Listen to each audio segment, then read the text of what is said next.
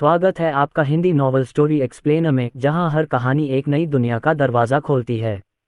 यहां आपको system, romance और मैजिक जैसी रोमांचक कहानियां मिलेंगी जो आपको एक जादुई, रहस्यमयी और दिल को छू जाने वाले सफ़र पर ले जाएंगी।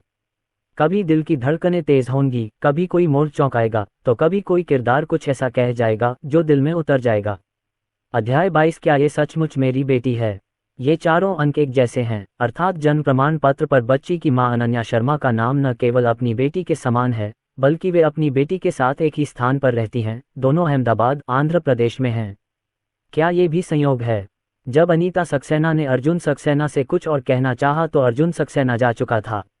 अनीता सक्सेना अर्जुन सक्सेना को जाते देख दंग रह गईं।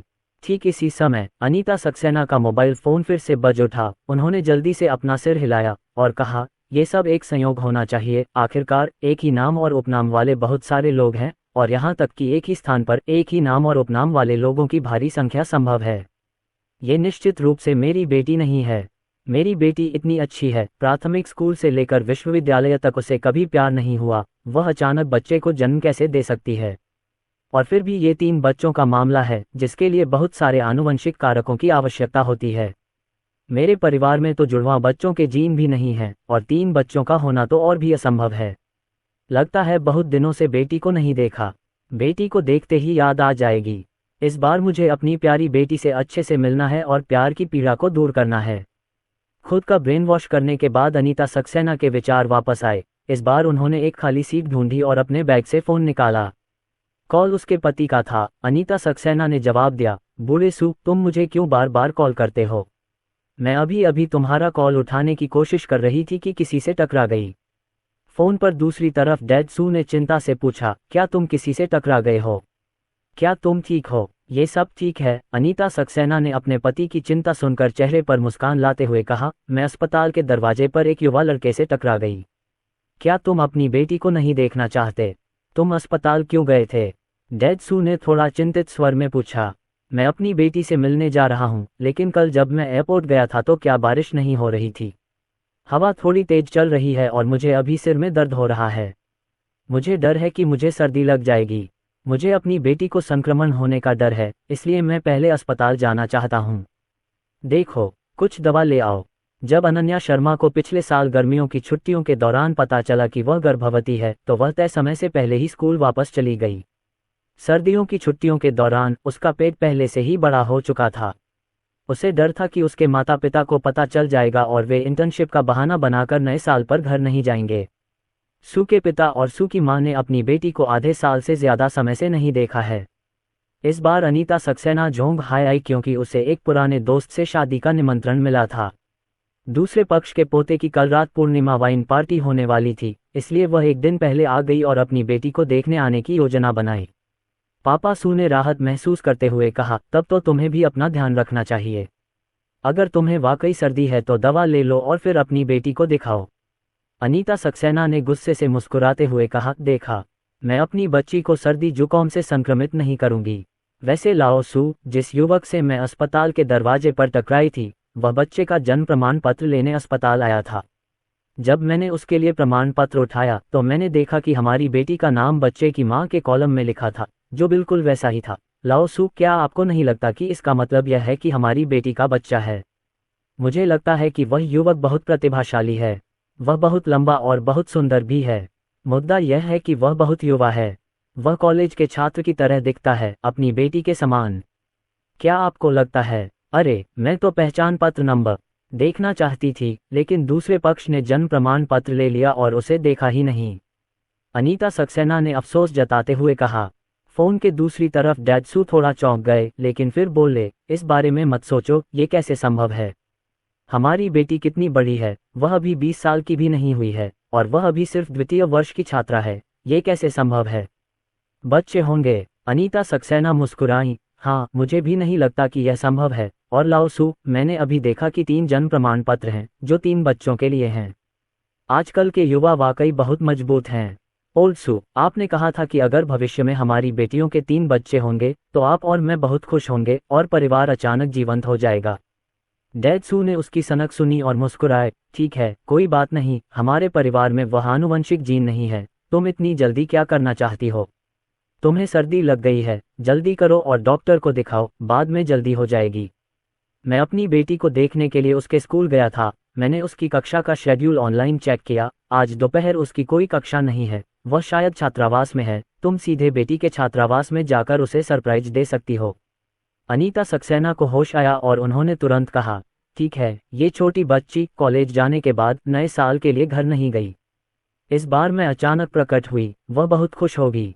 खैर, और चीज़ें खरीदने के लिए मॉल जाना मत भूलना। मेरी बेटी के पसंदीदा स्नैक्स, साथ ही मौसम के कपड़े और बैग, उसके लिए और चीज़ें खरीदो। और जब तुम उसे देखो तो उसे कुछ अच्छा खाने के लिए ले जाओ। स्कूल कैफेटेरिया निश्चित रूप से घर के बराबर नहीं है। ठीक है, तुम बहुत लंबी बातें कर रही हो। अगर तुम्हें अपनी बेटी की इतनी याद आती है तो तुम मेरे साथ क्यों नहीं आती? अनीता सक्सेना हंस पड़ी। पापा सू का चेहरा सख्त हो गया और उन्होंने थोड़ी शर्मिंदगी से कहा, मैं क्या करूं, वह मेरे पापा से मिलने वापस नहीं आएगी। आप बहुत कठोर हैं और मुझे नहीं पता कि परसों से फोन आने के बाद से कौन मुझे ये सब कह रहा है। कठोर मुंह वाले डैड सू ने धीरे धीरे उठते हुए मुंह के कोने को दबाया और कहा, ठीक है, मैं तुम्हें नहीं बताऊंगा। तुम डॉक्टर के पास जाओ, कहीं सर्दी जुकाम न हो जाए। वैसे जब मैं रात को अपनी बेटी के साथ खाना खाता हूँ तो सब ठीक रहता है। मुझे एक वीडियो भेजो। मुझे पता है, मैं तुमसे वादा करती हूँ कि मैं अपनी प्यारी बेटी को देखूंगी। अनीता सक्सेना ने मुस्कुराते हुए फोन रख दिया। जब अर्जुन सक्सेना यूजी सेंटर लौटे तो अनन्या शर्मा अभी जाग रही थीं। क्या जन्म प्रमाण पत्र तैयार है? उसने खड़े होकर पूछा। दयालुता, मैं देख लूंगा। अर्जुन सक्सेना ने अपने हाथ में लिए तीनों प्रमाण पत्र अनन्या शर्मा को थमा दिए। अनन्या शर्मा ने उन्हें ले लिया और किसी खजाने की तरह ध्यान से देखा। पीले रंग की पृष्ठभूमि, हरे रंग की सीमा, आधार मानचित्र, देश के मानचित्र का आकार देख सकते हैं। पहले कॉलम में बच्चे का नाम, जन्म तिथि और जन्म स्थान लिखा होता है। इसके बाद माता का नाम और पहचान संख्या तथा उसके बाद पिता का नाम और पहचान संख्या है। यहाँ अपना और अर्जुन सक्सेना का नाम एक साथ देखकर अनन्या शर्मा के दिल में एक अजीब सी अनुभूति हुई। माँ बाप, ऐसा लगता है कि अचानक उसके और अर्जुन सक्सेना के बीच किसी तरह का अविभाज्य रिश्ता बन गया है और इस रिश्ते को बनाए रखने वाला बंधन तीन प्यारे बच्चे हैं। अनन्या शर्मा ने मोबाइल फोन लिया, ध्यान से तस्वीरें ली और फिर जन्म प्रमाण पत्र के साथ घुमक्कड़ के पास चली गईं और तीनों सो रहे बच्चों से कहा, बच्चे आरव सक्सेना, बच्चे आन्या सक्सेना और बच्चे रिया सक्सेना, ये आप तीनों का जन्म प्रमाण पत्र है। अब से आपके पास अपना पहचान प्रमाण पत्र भी होगा। उसकी आवाज़ बहुत ही धीमी और कोमल थी और ऐसा लग रहा था जैसे उसे बिल्ली के बच्चे के पंजे से खरोंचा जा रहा हो। अर्जुन सक्सेना उसके पास आए और उसके साथ बैठे तीन छोटे बच्चों की ओर देखने लगे। छोटे लड़के गहरी नींद में सो गए और छोटे लाल गाल छिलके वाले अंडे की तरह थे। क्यों क्यों उछल रहा था। अर्जुन सक्सेना मदद नहीं कर सका लेकिन बाहर निकलने और निचोड़ने के लिए चाहता था। अध्याय 23। बच्चे का चेहरा चुटकी में नहीं दबाया जा सकता। वह लार टपकाएगा लेकिन इससे पहले कि वह आरव के चेहरे को छूता, अनन्या शर्मा ने अचानक उसे खींच लिया। नहीं, आप अपने बच्चे के चेहरे के साथ नहीं खेल सकते, आपके मुंह से लार टपकेगी। तब अनन्या शर्मा ने धैर्यपूर्वक समझाया, बच्चे के चेहरे पर त्वचा बहुत पतली और नाजुक होती है और मौखिक गुहा में पैरोटिड ग्रंथि ऊतक अभी तक पूरी तरह से विकसित नहीं हुआ है, इसलिए यह बहुत नाजुक है और बाहरी दुनिया से आसानी से क्षतिग्रस्त हो जाता है। यदि बच्चे के छोटे चेहरे को अक्सर चुटकी ली जाती है तो यह बच्चे की ग्रंथियों को नुकसान पहुंचाएगा और लार टपकाएगा, जिसका बच्चे के स्वास्थ्य पर एक निश्चित प्रभाव पड़ेगा। अर्जुन सक्सेना ने अपना हाथ पीछे खींच लिया। उसे उम्मीद नहीं थी कि बच्चे को लाना वाकई इतना ध्यान देने वाली बात होगी। उन्होंने कहा, ठीक है, क्या आप बच्चे के चेहरे पर चुटकी काटे बिना उसे छू सकते हैं? अनन्या शर्मा ने कहा, आप इसे हल्के से छू सकते हैं लेकिन जोर से नहीं। ठीक है, चिंता मत करो, मैं बहुत हल्का हूं और हमारे बच्चे को चोट नहीं पहुंचाऊंगा। अर्जुन सक्सेना ने सावधानी से अपना हाथ बढ़ाया और फिर धीरे से अपने बेटे और बेटियों के नन्हे चेहरों को छुआ। बच्चों के चेहरों का स्पर्श सचमुच अच्छा है, अति सुंदर। इसमें कोई आश्चर्य नहीं कि बच्चे दुनिया के सबसे प्यारे जादुई प्राणी हैं, चाहे वे रोएं, गुस्सा करें या हंसें, और वयस्क उन्हें अंतहीन रूप से लाड़ प्यार करते हैं। उसे छूने के बाद अर्जुन सक्सेना ने उसका हाथ छोड़ दिया, इस डर से कि वह बिना किसी नियंत्रण के उसकी प्यारी बेटी और बेटे के गालों को दबा देगा। वह बस बच्चों को सोते हुए देखता था और यह भी एक तरह का आनंद था। बाबा मामा की प्यार भरी निगाहों के सामने तीनों नन्हे बच्चे इत्मीनान से जाग उठे। सबसे पहले सानबाओ ने नींद में ही रोना शुरू कर दिया और फिर उसके बगल में बैठा आन्या चौंक गया और उसका नन्हा शरीर फड़कने लगा। वह भी मुंह बनाकर रोने लगा। आरव को उसकी दो छोटी बहनों ने जगाया। उसने आंखें खोली और दंग रह गया तथा शीघ्र ही उसके पीछे जाकर दोनों भी रोने लगे। जब भी बच्चे जागते, वार्ड में रोने की आवाजें गूंज उठतीं। अर्जुन सक्सेना और अनन्या शर्मा पहले से ही इस काम में माहिर हैं, और अब उन्हें उतना आश्चर्य नहीं होता जितना पहली बार माता पिता बनने पर होता था। अब वे बिना किसी जल्दबाजी के अपने बच्चों को गोद में उठा लेते हैं और उन्हें स्तनपान कराने की तैयारी करते हैं। बाहर की नर्सरी नर्सें भी 3 पेशेवर नर्सों की मदद से अंदर आईं और जल्द ही तीनों बच्चों ने रोना बंद कर दिया। मिस्टर किन, मिसेज किन, दूध पीने के बाद बच्चों को सोने नहीं दिया जाएगा। आज अस्पताल ने एक पेशेवर प्रसूति एवं शिशु विशेषज्ञ को बुलाकर बच्चों को BCG का टीका लगाने की व्यवस्था की है। टीका लगवाने के बाद उन्हें वापस सुला दें। तीनों नन्हे खजानों को जन्म के तुरंत बाद हेपेटाइटिस B का टीका लगाया गया था, लेकिन उस समय BCG का टीका एक साथ नहीं लगाया गया था। 3 बच्चों और समय से पहले जन्म के कारण बच्चे सामान्य बच्चों की तुलना में कमजोर पैदा हुए थे, और टीका एक हल्का वायरस था। उस समय हेपेटाइटिस B के टीके का केवल पहला शॉट ही इंजेक्ट किया गया था। तीनों नन्हे मुन्ने अब दिन में करीब 18-22 घंटे सोते हैं। जब वे जाग रहे हों तब टीका लगाना बेहतर है, इसलिए उन्हें इस समय टीका लगवाना उचित है। इसलिए दूध पीने के बाद अर्जुन सक्सेना और अनन्या शर्मा ने एक बेटी को अकेले गले लगाया, उसके बगल में नज ने आरव सक्सेना को पकड़ लिया और समूह एक साथ टीकाकरण कक्ष में चला गया। प्रसूति एवं शिशु चिकित्सक एक दयालु मध्यम आयु वर्ग की महिला चिकित्सक है। जब उसने प्यारे 3 बच्चों को देखा तो वह तुरंत हंस पड़ी। बच्चे बहुत प्यारे हैं, माता पिता बहुत सुंदर हैं, बच्चे बचपन से ही बहुत सुंदर और आकर्षक रहे हैं। ये सुनकर अर्जुन सक्सेना और अनन्या शर्मा के चेहरे पर मुस्कान आ गई। डॉक्टर वहां वैक्सीन तैयार कर रहे थे। फ्रिज में रखी वैक्सीन को बाहर निकालने के बाद उसे कुछ देर के लिए फिर से तापमान पर रखा जाता। अर्जुन सक्सेना और बाकी लोग बच्चों को गोद में लेकर उनके पास बैठे और इंतजार करने लगे। तीनों छोटे बच्चे अब बहुत जाग चुके हैं। आन्या अर्जुन सक्सेना के कंधे पर लेटी हुई थी, उसका कोमल सा चेहरा अर्जुन सक्सेना के कंधों से दबा हुआ था और उसके मुंह से क्रिस्टल साफ लार की एक बूंद लटक रही थी। छोटे लड़के ने उत्सुकता से सांस छोड़ी और एक छोटा बुलबुला उड़ाया। यह अनुभव बहुत ही अनोखा था। ऐसा लगा जैसे उसने कोई नया महाद्वीप खोज लिया हो। उसने कुछ बार फूंक मारी और उसके मुंह से बीप जैसी आवाज निकली। ये देख अनन्या शर्मा झट से मुस्कुराए और बोली, अर्जुन सक्सेना, देखो अनन्या बुलबुले उड़ा रही है। अर्जुन सक्सेना ने अपना सिर घुमाया, ये देखकर कि उसने एक छोटा सा टुकड़ा अपने कंधे पर लगाया, लेकिन यह उसकी बेटी की लार थी। उसे बिल्कुल भी गंदा नहीं लगा, बल्कि लगा कि यह अच्छा लग रहा है। आन्या को बुलबुले उड़ाते और खुशी से खेलते देख उसने खुशी से एक पिता जैसी मुस्कान दिखाए। जियोरिया भी निष्क्रिय नहीं थी और उसने उत्सुकता से अपनी मां की बाहों में जो कुछ भी पाया उसे उठा लिया, जैसे अनन्या शर्मा के कपड़े और अनन्या शर्मा के बाल। छोटा आदमी बड़ा नहीं है, लेकिन उसके हाथों की ताकत छोटी नहीं है।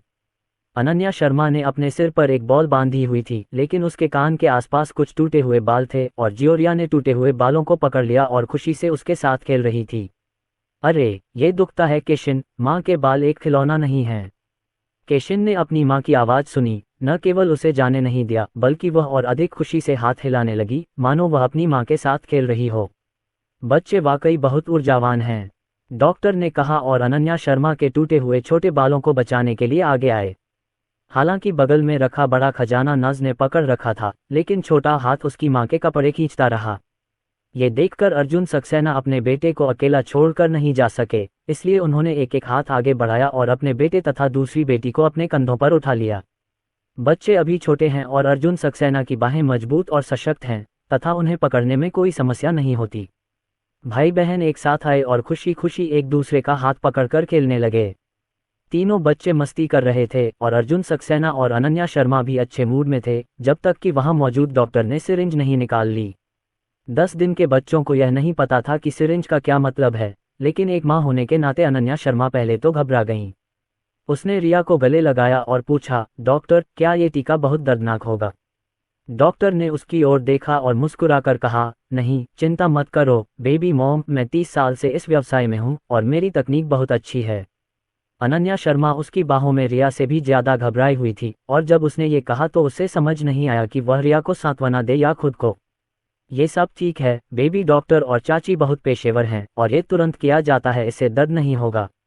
केशिन ने अपनी माँ को अज्ञानता से देखा, उसकी बड़ी काली आंखें मासूमियत से भरी थीं। ये देखकर अर्जुन सक्सेना ने उसे आश्वस्त किया, कोई बात नहीं अनन्या, ये तो बस एक टीका है। बच्चों को तो जन्म के समय ही टीका लग चुका है। अनन्या शर्मा ने मुंह बनाते हुए फुसफुसाते हुए कहा, लेकिन मैं उस समय वहां नहीं थी, और अब जब मैं ये सब अपनी आंखों से देख रही हूं तो मैं निश्चित रूप से घबरा रही हूं। अर्जुन सक्सेना को यह उम्मीद नहीं थी कि जब बच्चों को टीका लगाया जाएगा तो उन्हें बच्चों को सांत्वना देने से पहले मां को सांत्वना देनी पड़ेगी। कोई बात नहीं, डॉक्टर बहुत पेशेवर हैं, हो सकता है कि हमारे बच्चे की प्रतिक्रिया से पहले ही यह सब खत्म हो जाए। डॉक्टर ने यह भी कहा, मैं बहुत जल्द ठीक हो जाऊंगा। सबको सांत्वना देते देख अनन्या शर्मा शर्म से लाल हो गई। शुक्रिया डॉक्टर। आरव अपने भाई के लिए पहला इंजेक्शन था। छोटा लड़का उत्सुकता से अपने पिता की बाहों में लेटा हुआ था और अर्जुन सक्सेना को अपनी बाहों पर से कपड़े उतारने दे रहा था। अध्याय 24। बेटी बताओ मैं अब कहाँ हूँ। डॉक्टर की तकनीक बहुत ही पेशेवर है। सुई डाली जाती है, वैक्सीन लगाई जाती है, सुई बाहर खींची जाती है और रुई के फाहे को दबाया जाता है। पूरी प्रक्रिया के दौरान आरव ने अपनी बड़ी काली आंखें खुली रखीं, जैसे कि उसे कुछ भी महसूस न हो। छोटा लड़का बहुत मर्दाना था और जब तक डॉक्टर ने सुई नहीं हटा दी तब तक वह रोया नहीं। ये देखकर अनन्या शर्मा ने राहत की सांस ली और कहा, वाकई ऐसा नहीं लगता कि आरव को दर्द हो रहा है। डॉक्टर मुस्कुराए और कुछ नहीं बोले। उसके बाद आन्या भी आई, लेकिन जब आन्या आई तो सुई चुभते ही छोटा बच्चा हिंसक रूप से संघर्ष करने लगा। सौभाग्य से अर्जुन सक्सेना ने उसे कसकर गले लगा लिया और बच्चे की बांह को मजबूती से पकड़ लिया। वाह वाह। अनन्या शर्मा, जो आन्या के साथ रो रही थी, चिंतित दिख रही थी। जब तीनों खजाने रिया थे तो छोटा लड़का इंजेक्शन से पहले रोने लगा। वह शायद अपनी बहन की उदासी से संक्रमित था। छोटा लड़का इंजेक्शन के प्रति बहुत प्रतिरोधी था। अर्जुन सक्सेना केवल रिया को ले जा सकता था और उसे मुश्किल से पकड़ सकता था। सुई खत्म हो गई। इसके बाद उन्होंने और अनन्या शर्मा ने अपनी दोनों बेटियों को सांत्वना देने के लिए उन्हें गले लगाया, लेकिन फिर दोनों नन्ही बेटियां धीरे धीरे धीमी आवाज में रोने लगीं। अनन्या शर्मा ने चिंतित होकर डॉक्टर से पूछा, डॉक्टर क्या बच्चे ठीक हैं? इंजेक्शन लगने पर आरव को बिल्कुल भी दर्द क्यों नहीं होता, लेकिन अनन्या और रिया इतना रोती हैं? क्या ऐसा हो सकता है कि इस वैक्सीन वाली लड़की को ज्यादा दर्द हो रहा है? डॉक्टर ने मुस्कुराते हुए समझाया, नहीं माँ, बच्चे टीके हर बच्चे के लिए एक जैसे होते हैं, लेकिन कुछ बच्चों की दर्द तंत्रिकाएं धीरे धीरे बढ़ती हैं, जैसे आरव, जिसे दर्द बहुत अच्छी तरह महसूस नहीं होता। डॉक्टर की लोकप्रिय विज्ञान की बात सुनकर अनन्या शर्मा को समझ आ गया। फिर डॉक्टर ने उन्हें बाद की अवधि में सावधानी बरतने का निर्देश दिया। उदाहरण के लिए, इंजेक्शन के बाद बच्चों को उसी दिन स्नान नहीं करना चाहिए। उसके बाद उन्हें इंजेक्शन वाली जगह से बचने के लिए सावधान रहना चाहिए। 4 सप्ताह के आसपास पपड़ीदार पपड़ी होगी। हमें शरीर के करीब कपड़े बार बार बदलने चाहिए और बहुत तंग कपड़े नहीं पहनने चाहिए। अर्जुन सक्सेना ने इन बिंदुओं को एक एक करके लिखा। मुंबई विश्वविद्यालय। अनीता सक्सेना कई बड़े बैग लेकर लड़कियों के छात्रावास के नीचे आई। उसने सबसे पहले बैग नीचे रखे, अपना मोबाइल फोन निकाला और डैड सू को भेजने के लिए कुछ तस्वीरें लीं। लाओ सू, मैं नीचे अपनी बेटी के पास जाऊंगा, बाद में उसे देखने ऊपर जाऊंगा। डैड सू, अपनी बेटी को मत बताओ, उसे सरप्राइज दो। अनीता सक्सेना, मुझे पता है, मैं अब तक सब कुछ रोक कर रखती आई हूँ। मेरी बेटी ये देखकर बहुत खुश होगी कि मेरे पास अभी भी उसके पसंदीदा स्नैक्स और सुंदर कपड़े हैं। डैड सू, क्या आप बहुत सारी चीज़ें खरीदते हैं? आप अपनी बेटी के लिए कुछ पैसे छोड़ना न भूलें। हो सकता है कि आप जो खरीदते हैं वह उसे पसंद न आए। उसे खुद ही खरीदने दें। अनीता सक्सेना, चिंता मत करो, मैं तैयार हूँ, मैं आपको नहीं बताऊंगी, मैं पहले अपनी बेटी को देखने जा रही हूँ, मैं उसके आश्चर्य भरे चेहरे को देखने के लिए इंतजार नहीं कर सकती। डैड सू, मेरे साथ वीडियो शुरू करना मत भूलना। अनीता सक्सेना मुस्कुराई, फोन रख दिया, हाथ में मौजूद पैकेज उठाया, रजिस्टर करने के लिए दरवाजे तक गईं और फिर सीधे ऊपर कमरा नंबर 333 में चली गईं।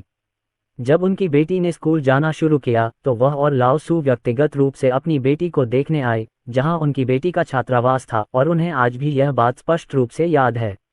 अनीता सक्सेना सीधे तीसरी मंजिल पर स्थित 333 नंबर पर गईं, दरवाजे पर खड़ी हो गईं और उत्सुकता से दरवाजा खटखटाया। लेकिन काफी देर तक दरवाजा खटखटाने के बाद भी कोई प्रतिक्रिया नहीं मिली। अनीता सक्सेना हैरान थीं। क्या आपने नहीं बताया कि आपकी बेटी इस समय कक्षा से बाहर है? छात्रावास में कोई क्यों नहीं है?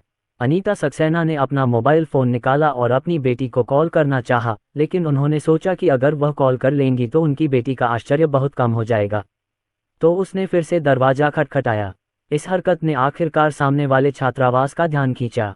सामने की तरफ का दरवाज़ा जल्दी से खुला और एक युवा महिला कॉलेज छात्रा ने अपना बालों वाला सिर बाहर निकाला। हेलो, क्या आप 333 की सहपाठी को ढूंढ रहे हैं?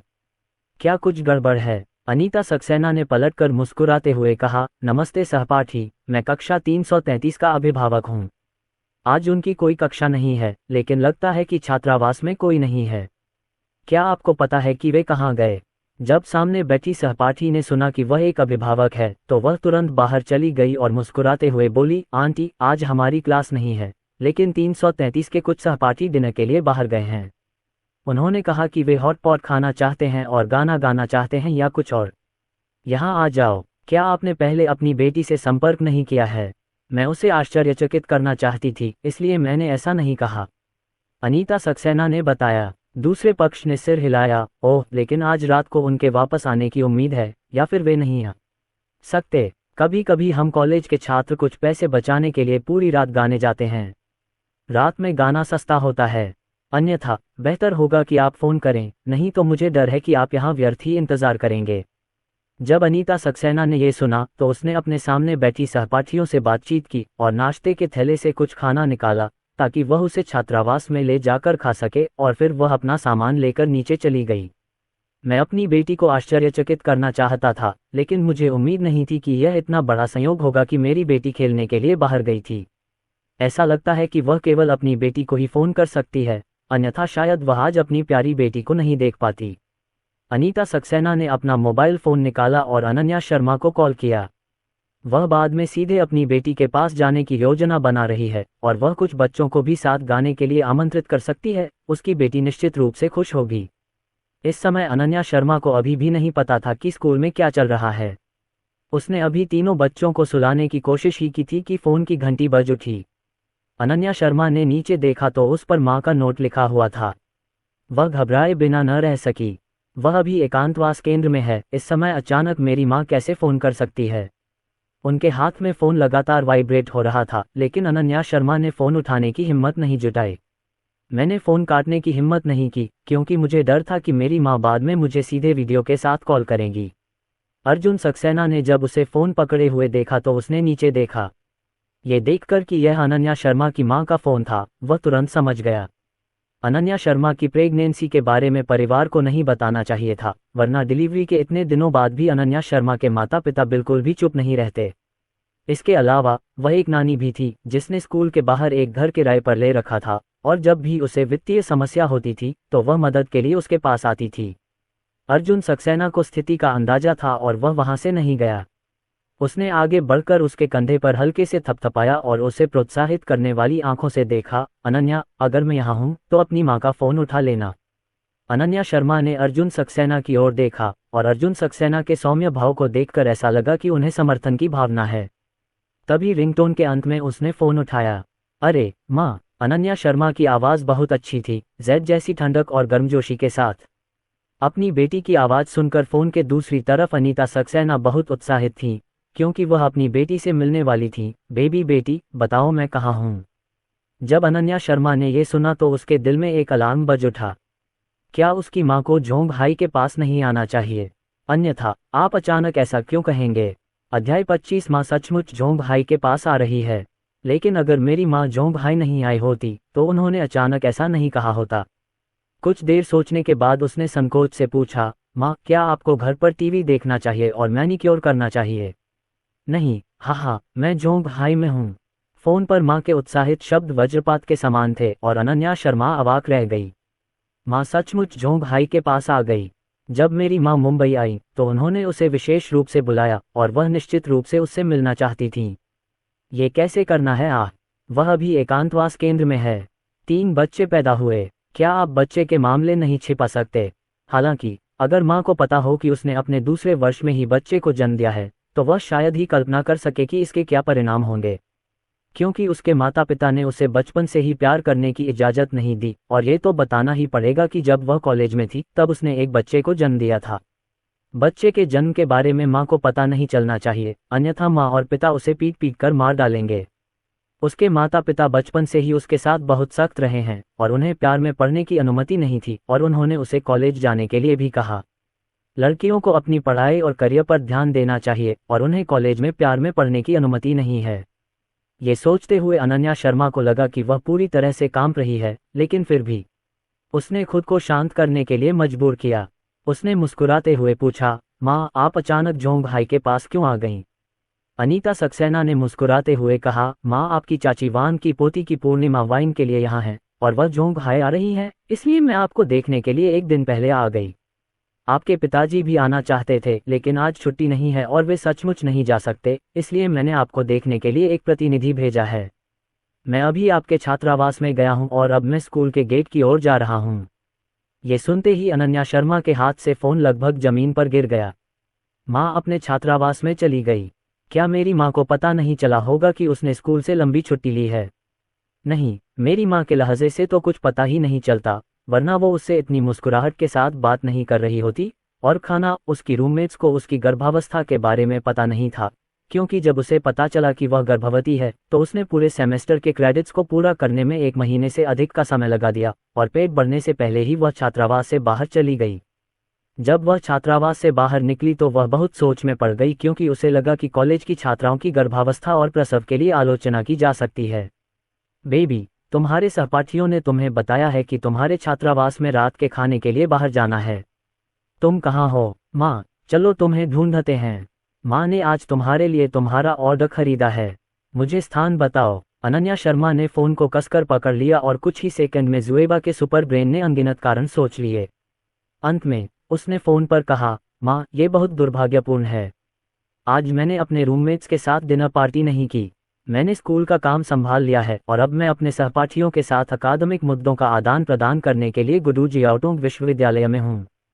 अनीता सक्सेना दंग रह गईं। अनन्या शर्मा ने अफसोस के भाव से कहा, माँ, आप अगली बार मुझे पहले से फ़ोन कर सकती हैं ताकि मैं आपके साथ अपॉइंटमेंट ले सकूं, ताकि हम दोनों इसे मिस न करें। अनीता सक्सेना ने सुना कि उनकी बेटी प्राचीन राजधानी मुंबई नहीं गई, लेकिन उन्हें ये जानकर बहुत गर्व हुआ कि उनकी बेटी प्राचीन राजधानी में शैक्षणिक आदान प्रदान के लिए गई थी। उन्होंने मुस्कुराते हुए पूछा, बेटी, तुम वापस कब आओगी? अनन्या शर्मा ने उस समय का अनुमान लगाया जब उनकी माँ इस बार फुल मून वाइन में भाग लेने के लिए आई और कहा, माँ, मैं कल ही जियातोंग विश्वविद्यालय पहुंची हूँ और इस आदान प्रदान में 1 सप्ताह लगेगा। 1 सप्ताह तक संवाद अच्छा रहा, प्यारी बेटी, वहाँ पर अच्छा संवाद हुआ। खैर माँ, मुझे पता है कि आप और पिताजी मुझे बहुत याद करते हैं। चिंता मत करो, मैं इस सर्दी की छुट्टी में नए साल के लिए निश्चित रूप से वापस जाऊंगा। उस समय हमारा परिवार फिर से मिल सकेगा। अनीता सक्सेना ने पूछा, आप सर्दियों की छुट्टियों तक वापस नहीं जाएंगे? गर्मियों की छुट्टियों का क्या? गर्मियों की छुट्टियां 2 महीने की हैं, क्या आप घर नहीं जाएंगे? अनन्या शर्मा ने पालने में पड़े 3 छोटे खजानों पर नजर डाली। मई का महीना शुरू हो चुका है और 2 महीने बाद गर्मी की छुट्टियां शुरू हो जाएंगी। तब तक बच्चे छोटे हो जाएंगे और वह निश्चित रूप से उनसे अविभाज्य हो जाएगी। माँ, गर्मी की छुट्टियां अभी अनिश्चित हैं। स्कूल में व्यवस्थाएं हो सकती हैं, लेकिन जब समय मिलेगा तो मैं घर जरूर जाऊंगा। आप निश्चिंत रहें। अनीता सक्सेना ने इस बारे में ज्यादा नहीं सोचा कि अगर उनकी बेटी गर्मी की छुट्टियों में वापस नहीं आई तो वे अपने पति को लेकर गर्मी की छुट्टियों में कुछ समय के लिए मुंबई चली जाएंगी। उनकी बेटी की पढ़ाई और करियर सबसे ज्यादा महत्वपूर्ण थे। अनन्या शर्मा इस विषय पर अपनी मां के नेतृत्व में नहीं रहना चाहती थी, क्योंकि उसे डर था कि वह गलती से कुछ कह देगी, इसलिए उसने बोलने के अधिकार को नियंत्रित करने की पहल की, विषय को अपनी मां की ओर मोड़ दिया और पूछा, वैसे मां, आप कहती हैं कि आप यहाँ आंटी वान की पोती की पूर्णिमा वाइन के लिए हैं? आंटी वान के बड़े भाई का पहले से ही एक बच्चा है। ये बहुत जल्दी है। अनीता सक्सेना ने मुस्कुराते हुए जवाब दिया, हाँ, मुझे फोन आने पर आश्चर्य हुआ। जब तुम कॉलेज में थे तब आंटी वान के बेटे की शादी हुई थी। उस समय जब मैंने तुम्हें स्कूल भेजा था तो तुम्हारे पिताजी और मैं वहाँ थे। उनके बेटे की शादी के बाद मुझे उम्मीद नहीं थी कि बच्चा अब पूरे 1 महीने का हो जाएगा। मैं अभी द्वितीय वर्ष का छात्र हूँ और समय भी लगभग वही है। आंटी वान के परिवार ने एक छोटी पोती को जन्म दिया है। मुझे बहुत खुशी होनी चाहिए, है ना? अनन्या शर्मा अभी अभी माँ बनी हैं। परिवार में एक बच्चे के आने की खबर सुनकर परिवार बहुत खुश होगा। अनीता सक्सेना ने प्रसन्नतापूर्वक कहा, खुशी है। आपकी चाची वांग ने उस दिन आधे घंटे से अधिक समय तक मुझसे बात की और बातचीत बहुत खुशनुमा थी, लेकिन मैंने सुना है कि उनके बेटे और बहू को गर्भावस्था की तैयारी में 1 साल लग गया। उनकी बहू उनके बेटे से 3 साल बड़ी थी, इसलिए गर्भधारण करना मुश्किल है क्योंकि वह बहुत बूढ़ी है, इसलिए इस बार एक बच्चे के साथ उनका परिवार बहुत खुश है। अनीता सक्सेना अपनी बेटी से बात कर रही थी और अचानक उन्हें वह जन्म प्रमाण पत्र याद आ गया जो उन्होंने आज अस्पताल में गलती से देखा था और जो उन्होंने अभी कहा था। वह उन्होंने जल्दी से कहा, लेकिन बेटी, मुझे नहीं लगता कि लड़कियों को जन्म देने की जल्दी होती है, हालांकि आपकी चाची वान की बहू जल्दी में है। शादी करने में थोड़ी देर हो गई है, लेकिन बच्चों के बच्चे भी होने वाले हैं, है ना? तो हाँ, ये बातें बहुत देर हो चुकी हैं। बेटी, अभी तुम सिर्फ दूसरे साल की छात्रा हो, प्यार के बारे में मत सोचो। तुम्हें इस समय अपनी पढ़ाई पर ध्यान देना चाहिए। वैसे तुम स्कूल में हो और किसी रिलेशनशिप में नहीं हो, है ना? अनन्या शर्मा ने अपने बगल में बैठे अर्जुन सक्सेना की ओर अपराधी भाव से देखा, अपने निचले होंठ को काटा और शर्माते हुए कहा, माँ, आप क्या बात कर रही हैं? अनीता सक्सेना ने सोचा कि उनकी बेटी शर्मीली है, उन्हें राहत मिली और कहा, हे बेटी, मेरी माँ ने तुम्हें अभी बताया, आपको शर्मिंदा होने की ज़रूरत नहीं है। आखिरकार अब आप एक वयस्क हैं। हम माँ और बेटी इस बारे में बात करने में बहुत खुश हैं। सामान्य माँ तुम्हारी परवाह करती है। बेटी, तुम अभी छोटी हो, तुम्हें प्रेम संबंधों के बारे में सावधानी से सोचना चाहिए। माँ ने कुछ समय पहले एक सामाजिक समाचार पढ़ा, एक नवसिखुआ लड़की, क्योंकि वह बचपन से ही अपने माता पिता द्वारा लाड़ प्यार में थी, अचानक चली गई। विश्वविद्यालय बहुत दूर है और माता पिता आसपास नहीं हैं, और जल्द ही स्कूल में लड़के से प्यार हो गया और दूसरे वर्ष में एक बच्चे को जन्म दिया। गर्भवती होने के बाद लड़की घर पर अपनी गर्भावस्था पर ध्यान केंद्रित करती है। बच्चे के जन्म के बाद उसके पास पढ़ाई के लिए वापस जाने का समय नहीं होता है। वह बच्चे की देखभाल करने के लिए घर पर एक पूर्णकालिक पत्नी है, लेकिन उसका पति अभी भी स्कूल में है। जब वह सबसे कठिन 2 साल बिताती है तो उसका पति भी स्नातक हो जाएगा। पहले तो हर कोई युवा और अज्ञानी था। जब उसका पति काम कर रहा था और दूसरी लड़कियों से मिला तो उसने अपना सिर घुमाया और कॉलेज से स्नातक न होने के लिए अपने परिवार से नफरत की। वह दिन भर केवल अपने बच्चों और बच्चों को जानती थी और वह जल्द ही पटरी से उतर गई। अध्याय 26। हमें जल्दी शादी कर लेनी चाहिए। दोनों अपने बच्चों की कस्टडी के लिए लड़ने के लिए कोर्ट भी गए। लड़की ने कॉलेज से स्नातक नहीं किया था और वह 3 साल तक एक गृहिणी थी। उसके पास आय का कोई स्रोत नहीं था। दूसरे पक्ष ने इसे चुरा लिया और उसका पति बस काम पर चला गया और दोनों के पास कोई आम संपत्ति नहीं है, और अंत में यह वास्तव में पैसे और लोगों की बर्बादी थी, जो बहुत दयनीय है। अनीता सक्सेना को जब ये खबर याद आई तो वह आह भरने से खुद को नहीं रोक सकी। अनन्या शर्मा ने कहा, माँ, मैं ये समझती हूँ, लेकिन नहीं समझती, चिंता मत करो। खैर, माँ जानती है कि तुम बचपन से ही होशियार और स्वतंत्र रहे हो और तुम ऐसा कुछ भी नहीं करोगे। अनीता सक्सेना ने मुस्कुराते हुए कहा, उनकी बेटी बचपन से ही पढ़ाई में बहुत होशियार रही है और वह और उनके पति कभी भी इस बात की चिंता नहीं करते कि वह पढ़ रही है या रह रही है। दोनों के बीच फिर बातचीत हुई। अनन्या शर्मा ने अपनी माँ से मुंबई में अपना ख्याल रखने को कहा और फिर फ़ोन रख दिया। अर्जुन सक्सेना हमेशा उनके साथ रहते थे और वह फ़ोन पर अनीता सक्सेना की बातें साफ सुन सकते थे। ये देखकर कि अनन्या शर्मा का मूड थोड़ा उदास था, अर्जुन सक्सेना ने उसका हाथ धीरे से लिया और धीरे और दृढ़ता से कहा, अनन्या, चिंता मत करो, मैं खबरों में रहने वाला आदमी नहीं हूँ, तुम वह लड़की नहीं हो, मैं तुम्हें और बच्चों को नहीं छोड़ूंगा, मैं उसके जैसा नहीं हूँ। अनन्या शर्मा का मूड खराब है क्योंकि वह भविष्य को लेकर थोड़ी उलझन में है। जल्दी या बाद में उसके माता पिता को उसके बच्चे के जन्म के बारे में पता चल जाएगा। वह इस बात को जानने के बाद अपने माता पिता के रवैये को लेकर बहुत चिंतित है। उसने अपनी माँ द्वारा अंत में बताई गई खबर को दिल पर नहीं लिया, क्योंकि अगर वो बच्चे को घर पर भी ले जाएगी तो भी वो अपनी पढ़ाई नहीं छोड़ेगी, अपने पति के साथ आगे बढ़ेगी और परिवार की देखभाल की सारी जिम्मेदारी अपने पति के कंधों पर नहीं डालेगी। वह अपने पति के साथ जीवन के तनाव को साझा करती है। अपने पति के साथ मिलकर उनका छोटा सा घर बनाइए। उसे उम्मीद नहीं थी कि अर्जुन सक्सेना उसे अचानक ये बात बता देगा, जिससे वह अधिक सहज महसूस करने लगी। उनकी अनन्या शर्मा की दृष्टि अच्छी है और जिस आदमी को उन्होंने चुना है वह महान है। उसने अर्जुन सक्सेना से सिर हिलाकर कहा, ठीक है, मुझे तुम पर विश्वास है। अनीता सक्सेना ने अपनी बेटी से फ़ोन पर बात की और तुरंत डैड-सू को फ़ोन किया। कैसा है? क्या तुमने अपनी बेटी को देखा है? तुम मुझे एक वीडियो क्यों नहीं भेजते? तुम फ़ोन पर क्या कर रहे हो और मैं अपनी बेटी को नहीं देख पा रहा हूँ। डैड-सू ने बेचैनी से कहा, वीडियो की कोई ज़रूरत नहीं है। मैंने अपनी प्यारी बेटी को नहीं देखा है। मैंने उससे सिर्फ फ़ोन पर बात की है। ये बहुत दुर्भाग्यपूर्ण है कि मैं यहाँ आई।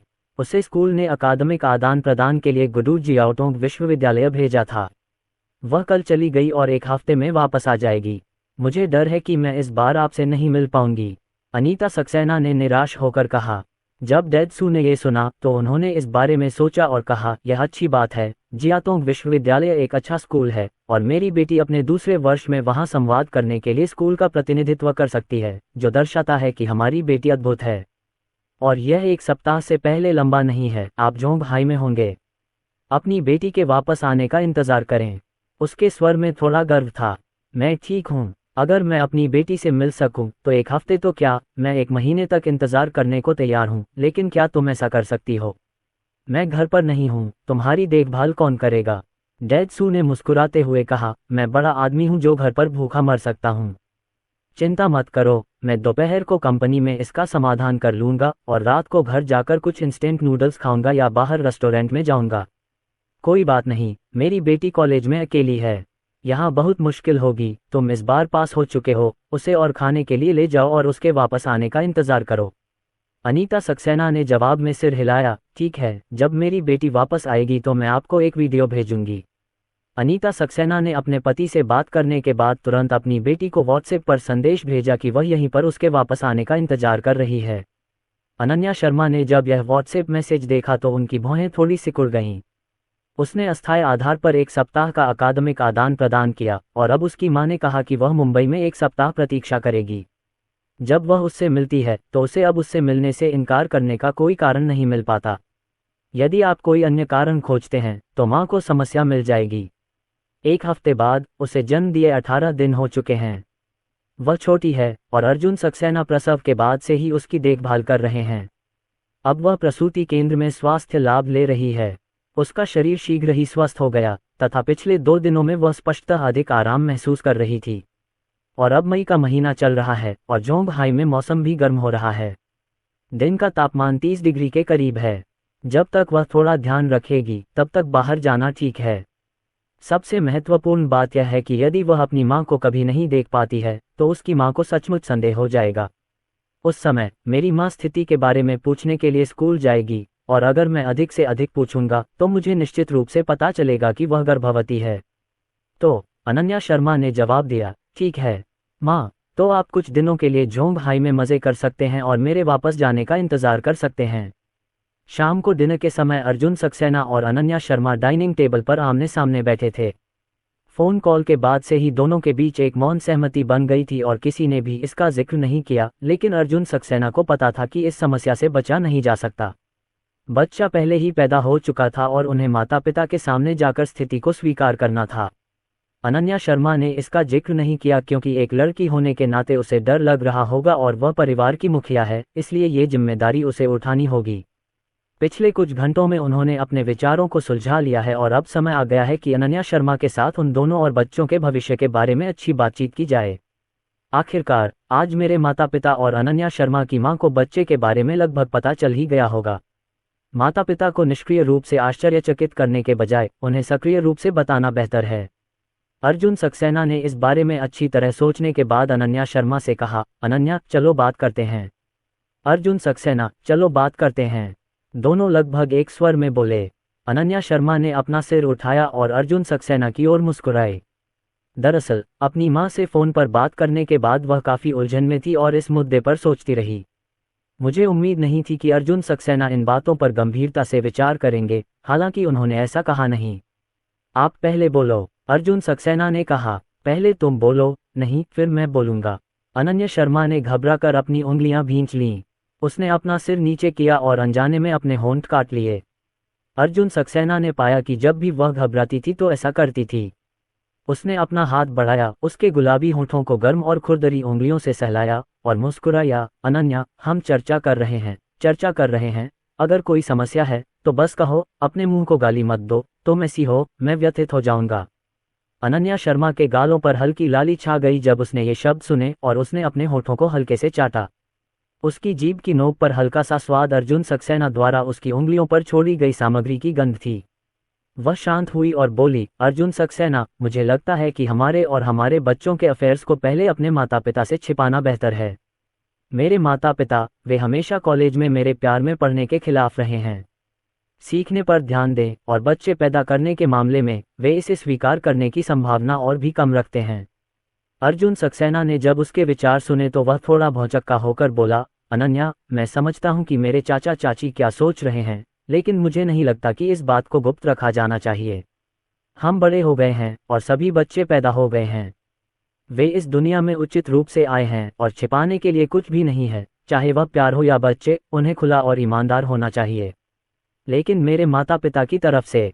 अर्जुन सक्सेना ने अनन्या शर्मा का हाथ पकड़ लिया और दृढ़ता से कहा, अनन्या, चाहे कितनी भी कठिनाइयां हो, मैं उनका सामना करने के लिए तुम्हारा साथ दूंगा और हम एक परिवार के रूप में मिलकर उन पर विजय प्राप्त करेंगे। अनन्या, जब से तुम उस दिन मेरे पास आई और मुझे बताया कि वह बच्चा मैं हूँ, मैंने पहले ही इसके बारे में सोच लिया था। मैं अंत तक तुम्हारे और बच्चों के लिए जिम्मेदार रहूंगा। मैं तुमसे शादी करना चाहता हूँ और तुम्हारे साथ बच्चों का पालन पोषण करना चाहता हूँ। अध्याय 27। अपनी सास के घर जाने का दिन तय करना। पहली बार अनन्या शर्मा ने अर्जुन सक्सेना को इतनी स्पष्टता से यह कहते हुए सुना कि वह उससे शादी करना चाहता है। उसने आश्चर्य से अपना सिर उठाया और हैरानी से अर्जुन सक्सेना को देखा। अर्जुन सक्सेना की आंखों से मिलते ही दो शर्मीली लालियां तुरंत उसके गुलाबी गालों पर चढ़ गईं, जिससे उसे गर्माहट का एहसास हुआ। उसने अपने होंठ काटे और पूछा, अर्जुन सक्सेना, क्या हम सचमुच शादी करने जा रहे हैं? अर्जुन सक्सेना ने मुस्कुराते हुए उसकी ओर सुंदर आंखों से देखा और आधे मजाक में कहा, अनन्या, हमारे दोनों के 3 बच्चे हैं, फिर भी तुम मुझसे शादी करने की योजना नहीं बना रही हो। क्या तुम मुझे छोड़ने की योजना बना रही हो? मुझे नहीं मालूम। अनन्या शर्मा ने झट से मना कर दिया। अगर हम ऐसा नहीं करते तो भी कोई बात नहीं। हम निश्चित रूप से शादी करने जा रहे हैं। बच्चों को एक उचित पहचान और एक पूरा परिवार चाहिए। माँ और पिताजी अपरिहार्य हैं, अर्जुन सक्सेना ने दृढ़ता से कहा। अनन्या शर्मा की छाती हल्की सी कांप उठी, दिल में एक अजीब सी अनुभूति फैल गई और गर्म सांसों ने उसे भावुक कर दिया। अर्जुन सक्सेना ने उसका हाथ थामते हुए कहा, अनन्या, चिंता मत करो, मैं एक अच्छा और जिम्मेदार पिता और एक अच्छा और जिम्मेदार पति बनूंगा। माता पिता की समस्याओं का ख्याल रखूंगा। अनन्या शर्मा ने धीरे से सिर हिलाया और बोली, थोड़ा इंतजार करो। बच्चे अभी छोटे हैं और मेरी शारीरिक स्थिति इसकी इजाज़त नहीं देती। जब गर्मी की छुट्टियां खत्म हो जाएंगी तो मैं तुम्हें और बच्चों को अपने माता पिता से मिलवाने ले जाऊंगी, ठीक है? अर्जुन सक्सेना को लगा कि कोई समस्या नहीं है। उन्होंने सिर हिलाया और कहा, हाँ। अनन्या शर्मा अभी भी एकांतवास में है। इस समय इनका सामना करना वास्तव में अनुचित है। इससे उनके मूड पर असर पड़ेगा और फिर इससे उनकी शारीरिक रिकवरी पर भी असर पड़ेगा। अनन्या शर्मा ने कहा, मेरी माँ ने कहा कि वह 1 सप्ताह तक मेरा यहाँ इंतजार करेंगी। अर्जुन सक्सेना, 1 सप्ताह बाद मैं अपनी माँ से अकेले में मिलना चाहती हूँ। 1 हफ्ते के बाद आप लगभग 20 दिनों तक आराम कर चुके हैं और हाल ही में मौसम भी अच्छा रहा है। आपके लिए आंटी से मिलने जाना ठीक है। अगर आप मुझे अपने साथ नहीं जाने देते हैं तो आपको मुझसे वादा करना होगा। अपने शरीर का अच्छे से ख्याल रखना और बहुत थकना नहीं, ये सब प्रसव के दौरान बहुत ज़रूरी है। अनन्या शर्मा ने आज्ञाकारी भाव से सिर हिलाया। ठीक है। उसे इस हालत में देखकर अर्जुन सक्सेना उसके पास आकर उसके रोएदार छोटे सिर को सहलाने से खुद को रोक नहीं सका और मुस्कुराते हुए बोला, जल्दी से खाओ। शाम को अर्जुन सक्सेना को अपने पिता का फोन आया। पिता किन दिन में अपनी पत्नी के अनुमान को सही साबित करना चाहते थे, इसलिए उन्होंने पूछा, बेटा तुम क्या कर रहे हो? क्या कर रहे हो पापा? मैं आराम कर रहा हूँ। क्या मम्मी ने दिन में फ़ोन नहीं किया? रात को फिर फ़ोन क्यों किया? कुछ गड़बड़ है क्या? अर्जुन सक्सेना ने पूछा। पापा सक्सेना ने तुरंत कहा, कोई बात नहीं, मुझे तुम्हारी माँ से कोई परेशानी नहीं है। जब तुम्हारी माँ ने तुम्हें दिन में बुलाया था तब मैं वहाँ नहीं था और उन्होंने जोर देकर कहा कि मैं तुम्हें रात को फिर से बुलाऊं। वैसे बेटा, तुम्हारी माँ ने आज कहा कि तुम वहाँ हो। स्कूल में प्यार है, क्या ये सच है? जैसे ही अर्जुन सक्सेना ने ये सुना, उसने अंदाजा लगा लिया कि उसके व्यवहार से आज उसकी माँ को संदेह हो रहा है और उसके पिता शायद ये खबर पूछना चाहते हैं। लेकिन उन्होंने शाम को अनन्या शर्मा के साथ इस पर सहमति जताई है और वह गर्मी की छुट्टियों के दौरान माता पिता को इस बारे में बताएंगे। इसलिए अर्जुन सक्सेना इस मुद्दे पर केवल टालमटोल ही कर सकते हैं। पापा, क्या आपको जल्दी है? आखिर मेरे माता पिता ने मुझे कॉलेज से स्नातक करने के बाद शादी करने के लिए कहा था। मैं अभी दूसरे वर्ष में हूँ। आपने क्यों आग्रह करना शुरू किया? अभी बहुत जल्दी है। मुझे पता है कि मेरे चचेरे भाई की शादी हो रही है। मैं निश्चित रूप से आंटी से ईर्ष्या करता हूँ, लेकिन हमें इस मामले में ईर्ष्या करने की ज़रूरत नहीं है। आपके बेटे को जल्द या बाद में ये हो ही जाएगा। अर्जुन सक्सेना ने आधे मजाक में कहा, बदबूदार लड़के, तुम और मैं तुमसे ईर्ष्या क्यों करते हैं? क्या हमें तुम्हारी व्यक्तिगत स्थिति की परवाह नहीं है? पिताजी सक्सेना ने मुस्कुराते हुए कहा, मैं खुद ठीक हूँ पापा, आप और माँ के पास करने के लिए कुछ नहीं है और टहलने के लिए बाहर जाएं। आपका बेटा बड़ा हो रहा है। आपको इस समय का फायदा उठाते हुए दो लोगों की दुनिया में ज्यादा समय बिताना चाहिए, नहीं तो आपको भविष्य में अपने पोते को साथ ले जाना पड़ेगा, लेकिन आपके पास समय नहीं बचेगा। इस पल का मजा लें। अरे पापा, मैं जानता हूं कि आप लापरवाह हैं, मेरी माँ और मैं पति पत्नी हैं, हम किस तरह की दो व्यक्ति दुनिया में रह रहे हैं। पिता और पुत्र, आप मेरे पास कुछ चुटकुले सुनाने आए थे, और अर्जुन सक्सेना ने बिना कुछ कहे ही विषय को उलझा दिया। पापा सक्सेना ने फोन रख दिया और मुस्कुराते हुए बोले, इस बदबूदार लड़के में जरूर कुछ गड़बड़ है। वह मन ही मन उत्साहित हुआ और अनीता सक्सेना को फोन किया, पत्नी जी, आप अपने बेटे को 5,000 रुपये दे दीजिए। अगर आपका बेटा मांगे तो आप कह दीजिएगा कि हमारा कारोबार हाल ही में अच्छा चला है और यह उसके लिए लाल लिफाफा है। जब अनीता सक्सेना ने यह सुना तो उन्होंने उत्साहित होकर पूछा, बूढ़े किन, आपने अपने बेटे को पैसे दिए? क्या आपके बेटे ने अभी आपसे कुछ कहा? पापा सक्सेना ने सिर हिलाया, मैंने कहा नहीं, पर जैसे ही मैंने पूछा, मेरे बेटे ने मेरे लिए विषय बदलने की चाल चली। मुझे लगता है कि यह मामला शायद अविभाज्य है। जब पिताजी सक्सेना बोल रहे थे तो वे अपनी हंसी रोक नहीं पा रहे थे। अगले दिन अनन्या शर्मा लंच के बाद आराम करना चाहती थी, तभी प्रिया मेहता का फोन आया। अरे अनन्या, तुम ठीक हो? कॉल कनेक्ट होते ही दूसरी तरफ से प्रिया मेहता बिना सोचे समझे उसके पास आ गईं। अनन्या शर्मा ने संदेह से पूछा, क्या बात है? मुझे प्रिया, मैं एकांतवास केंद्र में हूँ, तुम कैसी हो? क्या तुम्हें आंटी फैंग के जोंग हाय आने के बारे में पता नहीं है? प्रिया मेहता ने पूछा। अनन्या शर्मा थोड़ा जागी, उठकर बैठी और पूछा, आपको कैसे पता चला कि मेरी माँ यहाँ है? अभी अभी मेरी सास का फोन आया कि आंटी फैंग मुंबई आ रही हैं और शाम को डिनर के लिए मेरे घर आ रही हैं। सास ने मुझे भी साथ चलने के लिए घर बुलाया है। फोन रखते ही मुझे लगा कि आंटी फैंग मुंबई में हैं और आपकी तरफ से हालात कुछ ऐसे ही नहीं हैं। मुझे पता है कि क्या चल रहा है, इसलिए मैंने तुरंत आपको फ़ोन किया। आपकी आवाज़ सुनकर, क्या आपको आंटी के मुंबई आने के बारे में पता है? खैर, मुझे पता है, मेरी माँ कल मुझे ढूंढने स्कूल गई थी, अनन्या शर्मा ने कहा। प्रिया मेहता ने आवाज़ धीमी करते हुए कहा, है न? आंटी आपको ढूंढने स्कूल गई थी, तो आपकी स्थिति के बारे में आंटी को पता है? नहीं, मेरी माँ मुझे ढूंढने के लिए छात्रावास में गई थी और ऐसा हुआ कि रूममेट्स डिनर के लिए बाहर गए थे, इसलिए मैंने अपनी माँ को बताया कि मुझे स्कूल द्वारा प्राचीन राजधानी में शैक्षणिक आदान प्रदान के लिए भेजा गया था और मैं 1 सप्ताह में वापस आ जाऊंगा। तुम रात में मेरी माँ को देखते हो, कुछ मत कहना। पहले से ही। प्रिया मेहता ने राहत की सांस ली और कहा, नहीं मिला तो कोई बात नहीं, चिंता मत करो, मुझे यकीन है कि मैं अपनी बात किसी को नहीं बताऊंगी। लेकिन अनन्या, अब बच्चे पैदा हो गए हैं, चाचा चाची सबको देर सबेर पता चल ही जाएगा, तुम हर छुट्टी के बिना नहीं रह सकती। घर जाओ, तुम्हें इस मामले का हल निकालना ही होगा। अनन्या शर्मा ने कहा, मुझे पता है, अर्जुन सक्सेना और मैंने कल रात इस बारे में बात की थी। इसके साथ ही उन्होंने प्रिया मेहता को कल रात अर्जुन सक्सेना के साथ हुई चर्चा का परिणाम भी बताया। ये सुनकर प्रिया मेहता खुद को ये कहने से नहीं रोक पाई कि इस तरह से तो अर्जुन सक्सेना काफ़ी जिम्मेदार हैं। अरे अगर तुम ऐसा कहोगी तो क्या तुम जल्दी ही अर्जुन सक्सेना से शादी नहीं करने वाली हो? मैं दुल्हन बनने वाली हूँ। फोन के दूसरी तरफ प्रिया मेहता धीरे धीरे उत्साहित होने लगी। अनन्या शर्मा शर्माने से खुद को नहीं रोक पाए, स्टडी में अर्जुन सक्सेना की तरफ देखा और धीमी आवाज में कहा, प्रिया, अर्जुन सक्सेना और मैंने अभी तक इस बारे में विस्तार से बात नहीं की, यही ही तुम्हारे परिवार के अर्जुन सक्सेना ने कहा है कि वो जिम्मेदारी निभाएगा और उसने ये भी साफ कर दिया है कि वो शादी करने जा रहा है। क्या ये पक्का नहीं है? अनन्या, तुम जल्दी ही शादी करने जा रही हो, तुम्हें कैसा लग रहा है? सच कहूं तो तुम्हारे परिवार के अर्जुन सक्सेना जैसे दिखते हैं। वो वाकई बहुत हैंडसम है, इतने हैंडसम पति के साथ तुम भविष्य में बहुत खुश रहोगी और अर्जुन सक्सेना तुम्हें एक रात में 3 छोटे खजाने देगा और सेक्स आशीर्वाद भी तो होना ही चाहिए। ही है अध्याय 28। बेटी, तुमने अखरोट के इन 2 टुकड़ों के लिए केवल 200,000 दिए। लापरवाही। कुछ गंभीर शब्द कहे बिना ही प्रिया मेहता ने गर्लफ्रेंड के बीच कार स्टार्ट कर दी।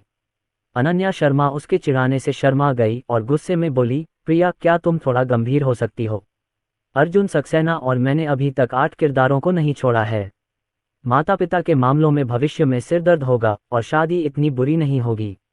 आसान कट। तुम्हारे दोनों बच्चे लगभग 1 महीने के हो गए हैं, इसलिए तुम्हें ये काम प्रशांत महासागर पर छोड़ देना चाहिए। अनन्या, इस बारे में ज्यादा मत सोचो, क्योंकि अर्जुन सक्सेना ने कहा है कि वह इसके लिए जिम्मेदार होगा, तो तुम इसे उसके ऊपर छोड़ सकती हो। वह एक बड़ा आदमी है और कुछ जिम्मेदारियां टालनी ही पड़ती हैं। अनन्या शर्मा ने ये शब्द सुने और धीरे धीरे उसके दिल में मिठास फैल गई। वह फुसफुसाकर बोली, मैं उसका सामना करूंगी। शाम को प्रिया मेहता काम से छुट्टी मिलने के बाद एक जोड़ी न्यूक्लियर ईगल्स के साथ खुशी खुशी घर चली गईं। माँ और आंटी फैंग खाना खरीदने बाहर गए थे। घर पर पिताजी ही अकेले थे। ठीक ठाक। प्रिया मेहता रहस्यमय ढंग से अपने पिता के सामने बैठ गई। उनके सामने एक छोटा सा नाजुक लकड़ी का बक्सा रखा और मुस्कुराते हुए बोली, पिताजी, मैंने आपके लिए एक बड़ा आश्चर्य तैयार किया है, इसे खोलकर देखें। प्रदीप मेहता ने उत्सुकता से लकड़ी का छोटा बक्सा उठाया। क्या तुम्हारे पास बैग खरीदने के लिए पैसे नहीं हैं? तुम मेरे लिए उपहार कहाँ से ला सकते हो? तुम्हारे पास तो बहुत पैसे हैं, है न? ये परमाणु नक्काशी। अपनी बात कहते कहते ही वह बक्से में की गई उत्कृष्ट परमाणु नक्काशी को देखकर आश्चर्यचकित हो गया और अवाक रह गया। प्रिया मेहता अपने पिता की प्रतिक्रिया से बहुत संतुष्ट हैं। ऐसा लगता है कि अर्जुन सक्सेना की जोड़ी परमाणु चील उनके पिता के दिल में भेज दी गई है। पापा, क्या ये कोई बड़ा आश्चर्य है? बड़ा, ये वाकई बहुत बड़ा है। प्रदीप मेहता उत्साह से हाथ बढ़ाकर परमाणु नक्काशी को करीब से देखना चाहते थे, लेकिन उन्होंने अपना हाथ बढ़ाया और वापस खींच लिया। वह अपने पेशेवर सफ़ेद दस्ताने लेने के लिए उठा और दोनों हाथों से दस्ताने पहनने के बाद उसने सावधानी से अखरोट उठा लिया। ठीक है, ये वाकई बहुत खूबसूरत है। प्रिया, तुमने ये परमाणु नक्काशी कहाँ से खरीदी? यह मास्टर स्तर का काम है। क्या मास्टर वर्क है? अनीता सक्सेना और नीलम रेड्डी एक दूसरे का हाथ थामे दरवाजे पर आईं। जैसे ही मैं दरवाजे के अंदर दाखिल हुई, मैंने तुम्हें चिल्लाते हुए सुना। ये अखरोट कहाँ से आए? नीलम रेड्डी ने झुककर पूछा। प्रदीप मेहता ने गर्व से कहा, यह प्रिया की ओर से उपहार है। नीलम रेड्डी को अखरोट में बहुत दिलचस्पी नहीं थी, लेकिन वह प्रदीप मेहता के पीछे के अखरोट के बारे में थोड़ा बहुत जानते थे। उन्होंने सुना कि यह उनकी बेटी ने दिया था और वह तुरंत तरोताजा हो गए। मुझे दिखाओ। उसने अखरोट लेने के लिए हाथ बढ़ाया और प्रदीप मेहता ने जल्दी से कीमती अखरोट अपनी बाहों में रख लिया। दस्ताने पहन लो, मौसम बहुत गर्म है और तुम अभी बाहर से लौटे हो। तुम्हारी हथेलियां पसीने से तर हैं और अखरोट पर निशान पड़ जाएंगे। इतनी अच्छी पत्थर की नक्काशी को बहुत सावधानी से करना चाहिए, प्रदीप मेहता ने बहुत प्यार से कहा। नीलम रेड्डी ने असहाय भाव से अपना सिर हिलाया। 2 जोड़ी दस्ताने उठाए और एक जोड़ा स्वयं पहना तथा एक जोड़ा अनीता सक्सेना को थमा दिया। याक्सिन, तुम्हें भी मेरे बेबी लाओलिन की कद्र करनी चाहिए। अनीता सक्सेना ने मुस्कुराते हुए दस्ताने पहन लिए और फिर प्रदीप मेहता ने उन्हें एक अखरोट दिया। देखो, ये परमाणु नक्काशी वास्तव में बहुत ही बारीकी से उकेरी गई है। हर विवरण त्रुटिहीन है। ये कला का एक आदर्श कार्य है, प्रदीप मेहता ने उत्साहित होकर कहा। अनीता सक्सेना ने अपने हाथ में परमाणु नक्काशी को देखा। उस पर बना पैटर्न एक प्राचीन पौराणिक जानवर, एक गेंडा था जिसके मुंह में एक तांबे का सिक्का था। उसके पैरों के नीचे भी तांबे के सिक्कों के निशान थे। कीमती, ये नक्काशी वाकई बहुत अच्छी है। मुझे अखरोट के बारे में समझ नहीं है, लेकिन इस अखरोट पर बहुत सारी रेखाएं हैं। मुझे उम्मीद नहीं थी कि मैं इस पर इतने नाजुक पैटर्न बना पाऊंगा। ये वाकई अद्भुत है। ओल्ड फैंग, माल को जानो।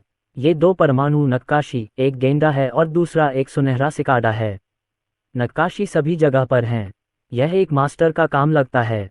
प्रदीप मेहता मुस्कुराए और जाहिर तौर पर बहुत संतुष्ट थे। नीलम रेड्डी ने अपनी बेटी प्रिया से पूछा, तुम्हें यह उत्कृष्ट कृति कहाँ से मिली? प्रिया मेहताशियाओं ने फल खाया और गर्व से कहा, यह मेरे दोस्त ने बनाया है। दोस्त? कौन सा दोस्त? क्या नाम है? देखता हूं कि मंडली में कोई बड़ा लड़का है या नहीं। प्रदीप मेहता ने उत्साह से अपनी बेटी की ओर देखा।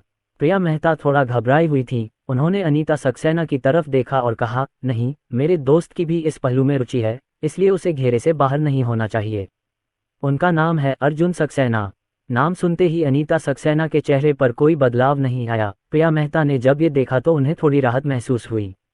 प्रदीप मेहता ने कुछ देर सोचा और कहा, मैंने तो कभी नहीं सुना, लेकिन इन बूढ़े मिस्टर सक्सेना की कारीगरी वाकई बहुत अच्छी है। अगर वे इसे दिखाने को तैयार होते तो निश्चित रूप से घेरे से बाहर हो जाते। उफ, कितने बूढ़े सज्जन हैं पापा। अर्जुन सक्सेना तो मेरे जितना ही बड़ा है। प्रिया मेहता हंस पड़ी। अखरोट देख रहे तीनों माता पिता ने जब ये शब्द सुने तो आश्चर्य से अपना सिर ऊपर उठा लिया। प्रदीप मेहता ने आंखें चौड़ी करके कहा, आपने कहा था कि अर्जुन सक्सेना आपकी ही उम्र का है।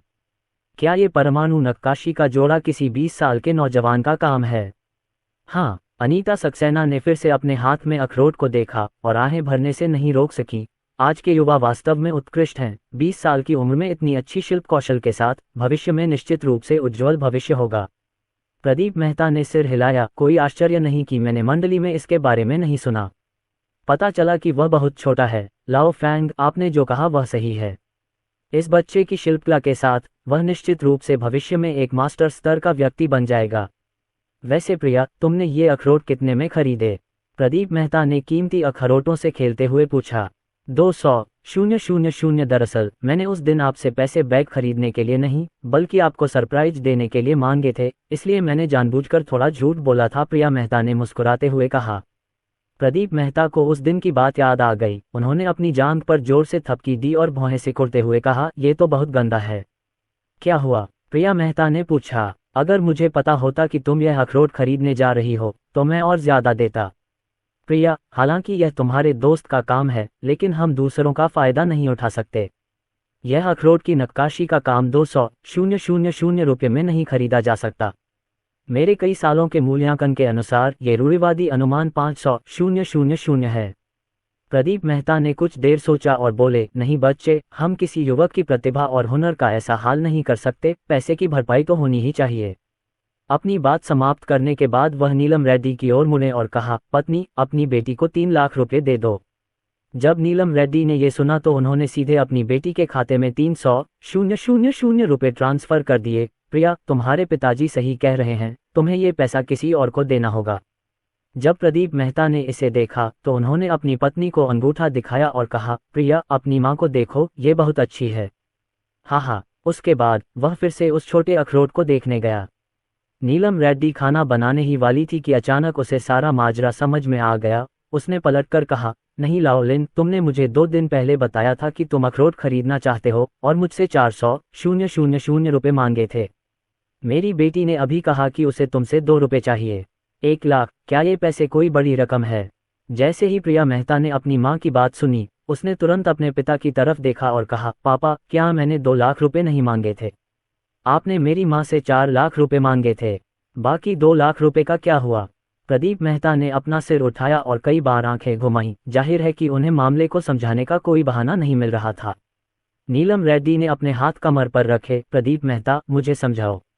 अध्याय 29 में अपनी सास से एकांतवास केंद्र में मिली प्रिया मेहता ने अपनी मां की जवाबदेही में शामिल होकर दिल दुखाते हुए कहा, पापा, आपने मुझे बहुत निराश किया है। मैंने आपको आश्चर्यचकित करने के लिए झूठ बोला, लेकिन मुझे उम्मीद नहीं थी कि आप एक काले दिल वाले बिचौलिए होंगे और मेरी मां से झूठ बोलकर पैसे मांगेंगे। 400,000, 200,000 निजी पैसे एक साथ छिपाना, ये बहुत ज्यादा है। प्रदीप मेहता 2 बार हंसे। पत्नी, बेटी, मेरी व्याख्या सुनो। आपने कहा, मैं सुन रही हूँ। नीलम रेड्डी ने कहा। प्रदीप मेहता ने बहुत देर तक सोचा, लेकिन फिर भी कोई अच्छा बहाना नहीं सोच पाए। उन्होंने बस अखरोट को सावधानी से डिब्बे में रखा और फिर जल्दी से भागते हुए कहा, माफ करना बीवी, मैं गलत था। नीलम रेड्डी और प्रिया मेहता ने तुरंत उसका पीछा किया। प्रदीप मेहता, मेरे लिए रुकें। माँ, अब पारिवारिक कानून का समय आ गया है। अनीता सक्सेना ने अपने परिवार को आपस में लड़ते हुए देखा। वह मुस्कुराए बिना नहीं रह सकी और अपना सिर हिला दिया। शाम को प्रिया मेहता ने अनन्या शर्मा को 300,000 रुपये ट्रांसफर कर दिए। प्रिया मेहता, अनन्या, मेरे पिताजी ने अखरोट देखे और उन्हें वे बहुत पसंद हैं। उन्होंने कहा कि वेनवान अखरोट की यह जोड़ी 200,000 रुपये से अधिक है, लेकिन 500,000 रुपये है। ऐसा इसलिए है क्योंकि मुझे माल की जानकारी नहीं है और उन्हें कम देता हूँ। कृपया अर्जुन सक्सेना को समझाएं। मैंने 300,000 के लिए बनाया है। अनन्या शर्मा, प्रिया, 200,000 काफ़ी है। अर्जुन सक्सेना ने कुछ नहीं कहा। प्रिया मेहता, अगर आप देना चाहते हैं तो रख लीजिए, वरना अगली बार मुझे अर्जुन सक्सेना से वेनवान अखरोट खरीदने के लिए बात करने में शर्म नहीं आएगी। उसकी बात सुनकर अनन्या शर्मा कुछ नहीं बोली। मन ही मन मुझे बहुत आश्चर्य हुआ। मुझे उम्मीद नहीं थी कि अर्जुन सक्सेना द्वारा तराशे गए अखरोट के जोड़े की कीमत 200,000 से अधिक होगी, लेकिन 500,000 की होगी। प्रिया मेहता, अनन्या, आंटी आज रात मेरे घर पर ही रहेंगी।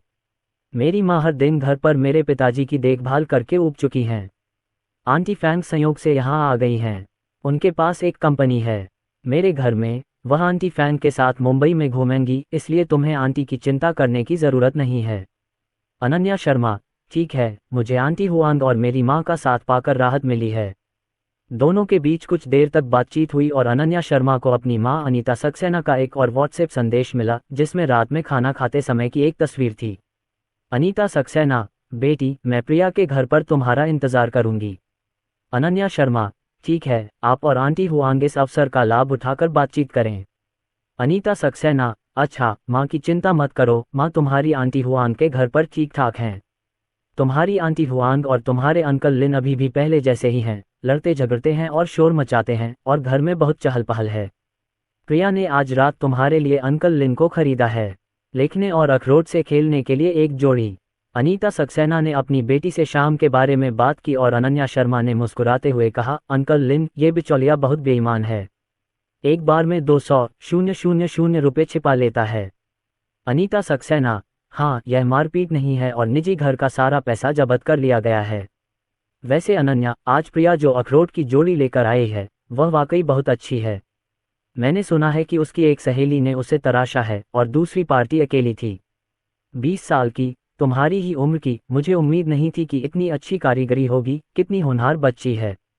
बेशक अनन्या शर्मा जानती थी कि अखरोट के इन टुकड़ों को अर्जुन सक्सेना ने ही तराशा था और उन्हें इस पूरी प्रक्रिया को देखने का सम्मान प्राप्त हुआ। इस समय उनकी मां उनसे इस बारे में बात कर रही थी और अनन्या शर्मा को थोड़ा गर्व महसूस हो रहा था और साथ ही वह इसके लिए उत्सुक भी थीं। मां को भविष्य में अर्जुन सक्सेना पसंद आएगा, आखिरकार वह वाकई बहुत अच्छा है। अनीता सक्सेना, बेटी मेरी मां चाहती है कि तुम भी ऐसी ही बनो। तुम अपने पेशेवर ज्ञान का और अधिक अध्ययन करो और सर्वोच्च लक्ष्य की प्राप्ति के लिए प्रयास करो ताकि तुम निरंतर बेहतर होती रहो। अनन्या शर्मा ने अर्जुन सक्सेना की ओर देखा जो बच्चे को चिढ़ा रहा था, अपना सिर नीचे किया और मुस्कुरा दी। ठीक है माँ, मैं निश्चित रूप से उससे और अधिक सीखूंगा। फोन रखने के बाद अनन्या शर्मा ने अर्जुन सक्सेना को प्रिया मेहता की 300,000 कॉल के बारे में बताया और अर्जुन सक्सेना की बहुत अच्छी बात कहकर उनकी तारीफ की। 2 दिन बाद अनन्या शर्मा सुबह उठते ही सबसे पहले बच्चों को देखने लगीं। छोटे बच्चे अब बहुत तेजी से बढ़ रहे हैं और हर दिन नए बदलाव आ रहे हैं, वह बच्चों के बड़े होने का एक भी पल नहीं खोना चाहती। अनन्या शर्मा ने पालने के पास बच्चों को प्यार से देखा, उनके हाथ, पैर और शरीर की जांच की, ये देखने के लिए कि क्या कल रात सोते समय इन बच्चों ने बेईमानी से खुद को चोट पहुंचाई थी। अनन्या शर्मा ने ध्यान से जांच की और अचानक उसने पाया कि आरव का अग्रभाग थोड़ा लाल और सूजा हुआ था और जब उसने अनन्या और रिया की ओर देखा तो वे सभी एक जैसे थे। ये टीकाकरण की स्थिति है, क्या बच्चों के टीकों में कोई समस्या है? अनन्या शर्मा घबरा गई और जल्दी से चिल्लाए, अर्जुन सक्सेना जल्दी आओ। क्या हुआ? आवाज सुनकर अर्जुन सक्सेना वहां आ गए। बच्चों के हाथ सूजे हुए और लाल दिख रहे हैं, क्या 2 दिन पहले दिए गए टीकों से कोई दिक्कत है? अनन्या शर्मा ने घबराते हुए पूछा।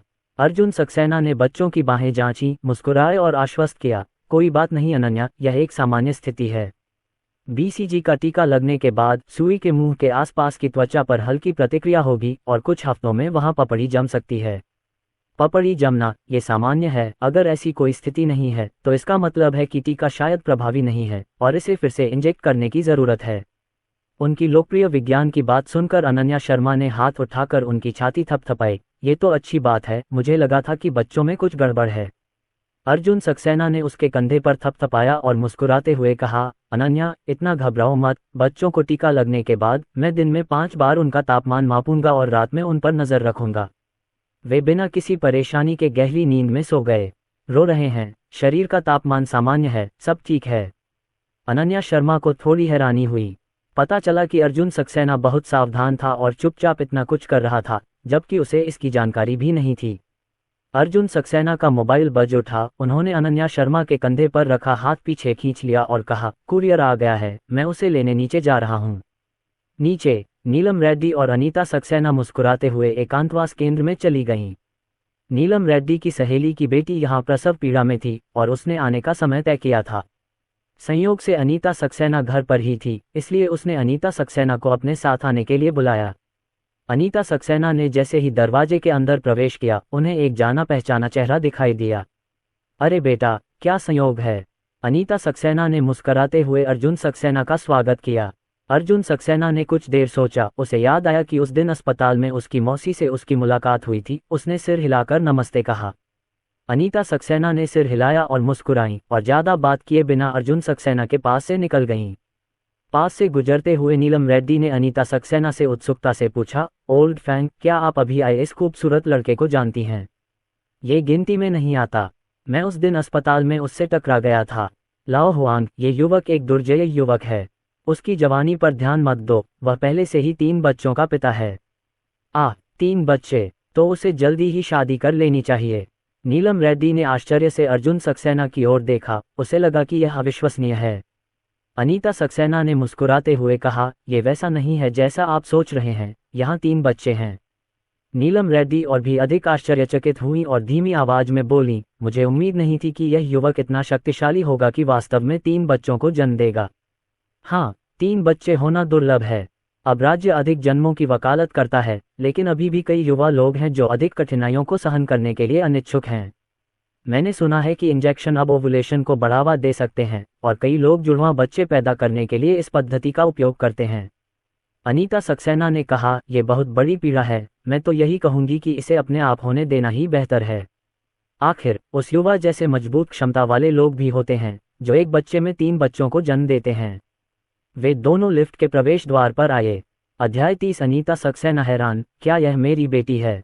दोनों लिफ्ट में चढ़े और अनीता सक्सेना ने पूछा, हम किस मंजिल पर जाएंगे? नीलम रेड्डी ने कहा, 3री मंजिल पर एक वीआईपी कमरा है। लाओजू के परिवार की सबसे अच्छी दोस्त की शादी अच्छी तरह से हुई है और उसके ससुराल वालों का परिवार उसके साथ बहुत अच्छा व्यवहार करता है। यह एकांतवास केंद्र मुंबई में सबसे अच्छा है। मैंने भी एक वीआईपी कमरा बुक किया था जिसमें बहुत पैसा खर्च हुआ।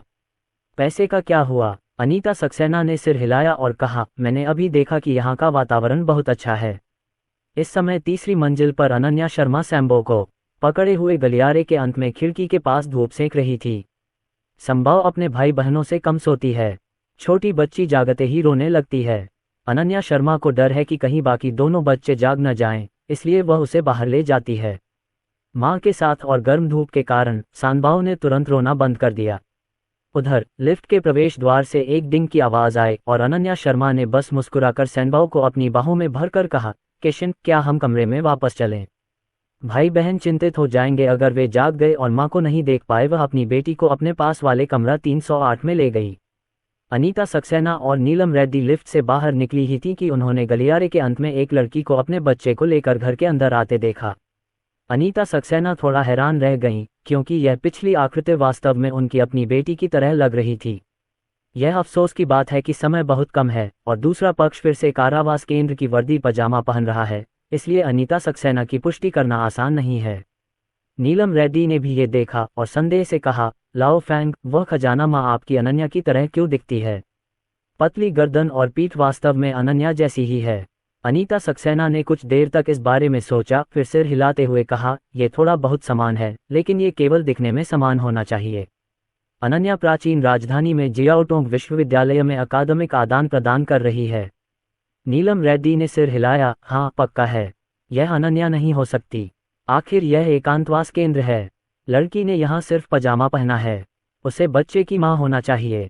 अनीता सक्सेना को लगा कि यह असंभव है, लेकिन अभी जो पीछे की आकृति दिख रही है वह वाकई उनकी बेटी जैसी लग रही है। शायद इसलिए क्योंकि उन्होंने अपनी बेटी को बहुत दिनों से नहीं देखा था। हर कोई उसे थोड़ा बहुत मिस करेगा। दोनों ने इस छोटी सी घटना को गंभीरता से नहीं लिया और सीधे गंतव्य कमरा 301 में चले गए। जैसे ही श्रीमती जू ने उन दोनों को देखा, उन्होंने तुरंत खुशी खुशी उनका स्वागत किया। कमरे में 2 और मेहमान थे और माहौल तुरंत जीवंत हो गया। बूढ़ी महिला ने दरवाजा खोला और उन्हें सोफे पर बातचीत करने के लिए ले गई। जू परिवार की बेटी अपने बच्चे के साथ उसके पीछे आ गई। अनीता सक्सेना ने जब इस प्यारे और मनमोहक छोटे बच्चे को देखा तो वह खुशी से फूली नहीं समाई और उस नन्हे बच्चे को चिढ़ाने से खुद को नहीं रोक सकी। इस समय अर्जुन सक्सेना ने गाड़ी को ऊपर की ओर धकेल दिया। गाड़ी में एक्सप्रेस बॉक्स का एक गुच्छा था।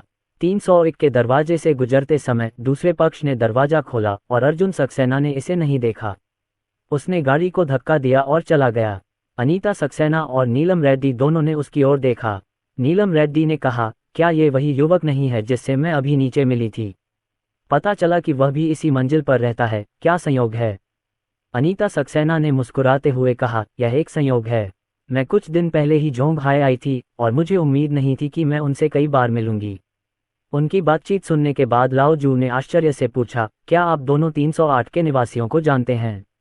मुझे नहीं मालूम, मैं तो अभी अभी मिली हूँ, अनीता सक्सेना ने कहा। लाओ जू ने तुरंत चैट बॉक्स खोला और कहा, 308 के निवासी यूजी सेंटर में बहुत प्रसिद्ध हैं। उन्होंने 3 बच्चों को जन्म दिया। संभावना बहुत कम है। जिस दिन वे पहुंचे, पूरे प्रसूति केंद्र में सनसनी फैल गई।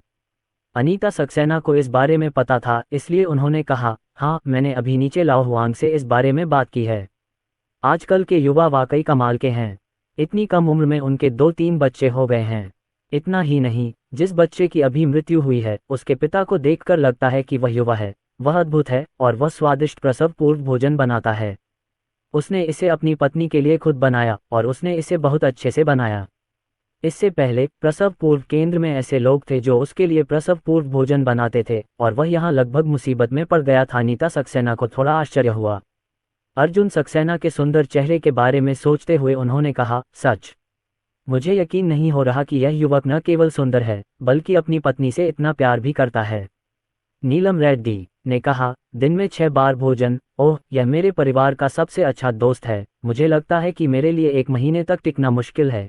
ये युवक वास्तव में दुर्लभ, सुंदर और देखभाल करने वाला है। कोई आश्चर्य नहीं कि उसने अपनी समस्याओं को इतनी जल्दी हल कर लिया। एक आजीवन घटना, आखिरकार ऐसे अच्छे युवक को कौन पसंद नहीं करेगा। आंटी फैंग, आंटी हुआंग दोनों बहुत सुंदर हैं। मैंने पिछली बार नीचे की गतिविधि केंद्र में बच्चे की मां को देखा था और वे भी बहुत सुंदर थे। वे वास्तव में सुनहरे लड़के और लड़कियां हैं। ईर्ष्या टूट गई है, आंटी जू की बेटी ने मुस्कुराते हुए कहा। जब अर्जुन सक्सेना कमरे में वापस आया तो अनन्या शर्मा संभाव के साथ खेल रही थी। छोटा बच्चा अपने पालने में लेटा हुआ था और अनन्या शर्मा उसे अर्जुन सक्सेना द्वारा बनाए गए एक छोटे से खिलौने से चिढ़ा रही थी। अर्जुन सक्सेना को वापस आते देख संभाव तुरंत बेचैन हो गया और उसके छोटे हाथ बेचैन हो गए और वह अधीरता से उसे गले लगाना चाहता था। अपनी बेटी का प्यारा रूप देखकर अर्जुन सक्सेना बिस्तर के पास आए और बोले, केशन, क्या तुम्हें पता है कि बाबा वापस आ गए हैं और वह चाहते हैं कि बाबा तुम्हारे साथ खेलें। जैसे ही उस नन्हे बच्चे ने अर्जुन सक्सेना को देखा, उसके चेहरे का भाव तुरंत बदल गया और जब उसे अर्जुन सक्सेना ने उठाया तो वह खुशी से मुस्कुराने लगा। ये देख अनन्या शर्मा ने जानबूझकर मुंह बनाते हुए कहा कि जिन, छोटे बदमाश, जब से मामा तुम्हारे पास हैं तब से तुम नहीं हंसे। बाबा के वापस आने पर तुम खुश होगे। तुम बहुत दुखी हो, वाह। उसने रोने का नाटक किया, दोनों हाथों से एक छोटी गुलाबी मुट्ठी पकड़ी और उसे अपनी आंखों के कोने के चारों ओर धीरे से घुमाया। उसके गुलाबी होंठ थोड़े उभरे हुए थे, वह बहुत ही प्यारी थी। अर्जुन सक्सेना ने मुस्कुराते हुए उसकी ओर देखा कि जिन को गले लगाया और अनन्या शर्मा के पास गया कि जिन, मामा को जलन हो रही है, मामा को जल्दी से चूमो और उसे मनाओ। केशिन को उसके पिता ने गोद में उठा रखा था और उसका छोटा सा चेहरा अनन्या शर्मा के चेहरे पर चिपका हुआ था, जिससे एक प्यारा सा वाटरमार्क बन गया था। अनन्या शर्मा तुरंत हंस पड़ी, अपना चेहरा छूते हुए बोली, चून की रिया ने मम्मा को किस किया है तो मम्मा तुम्हारा पक्षपात माफ कर देंगे। अर्जुन सक्सेना अपनी बेटी को पकड़े हुए थे। अनन्या शर्मा ने कार की तरफ देखा, उन्होंने पीछे धक्का दिया। एक्सप्रेस डिलीवरी से भरी कार, 10 से अधिक बक्से, ये बहुत ज्यादा है ना? अर्जुन सक्सेना, आपने क्या खरीदा? इतने सारे क्यों? मैंने बच्चों के लिए कुछ खिलौने खरीदे हैं। अब उनके पास सिर्फ 3 छोटी लकड़ी की नक्काशी है जो मैंने बनाई है। हालांकि तीनों बच्चों की लकड़ी की नक्काशी एक दूसरे के साथ खेली जाती है, फिर भी वे बहुत सरल हैं। छोटे बच्चे इन 2 दिनों में लकड़ी की नक्काशी देखने के लिए उत्साहित नहीं हैं। मैंने अभी उनके लिए कुछ नए खिलौने खरीदे हैं, अर्जुन सक्सेना ने कहा। अनन्या शर्मा ने आश्चर्य से कहा, लेकिन ये तो बहुत ज्यादा है न? बच्चे अभी सिर्फ 10 दिन के हैं और वे हर दिन सिर्फ कुछ घंटे ही जागते हैं। वे इतना ज्यादा कैसे इस्तेमाल कर सकते हैं? ये हमारे 3 छोटे बच्चों के लिए उपयोगी है। ये खिलौने बहुत ज्यादा नहीं हैं। भविष्य में पापा और भी खिलौने खरीदेंगे, है न रिया? पापा ने तुम्हारे लिए बहुत सारे खिलौने खरीदे, क्या तुम खुश हो? जिया और रिया ने खुशी से अपना छोटा सा हाथ हिलाया, मानो बाबा को जवाब दे रही हो, ये संकेत देते हुए कि वह बहुत खुश है। अध्याय 31 एक ऐतिहासिक क्षण। अर्जुन सक्सेना कुछ देर तक अपनी छोटी बेटी के साथ खेलते रहे और फिर के जिनके सो जाने के बाद अनन्या शर्मा के साथ कुरियर खोला। पैकेज में कई खिलौनों को खुद ही जोड़ना होगा। अर्जुन सक्सेना ये काम खुद करेंगे और अनन्या शर्मा कुरियर को अलग अलग करने की जिम्मेदारी संभालेंगी। ये चीज़ें अर्जुन सक्सेना ने खरीदी थीं।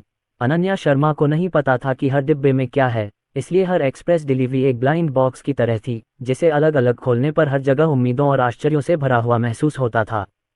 सभी कुरियर खोल दिए गए थे। अर्जुन सक्सेना बेडसाइड पर संगीतमय विंड चाइम लगा रहे थे और अनन्या शर्मा उत्सुकता से बच्चों के खिलौनों से खेल रही थीं।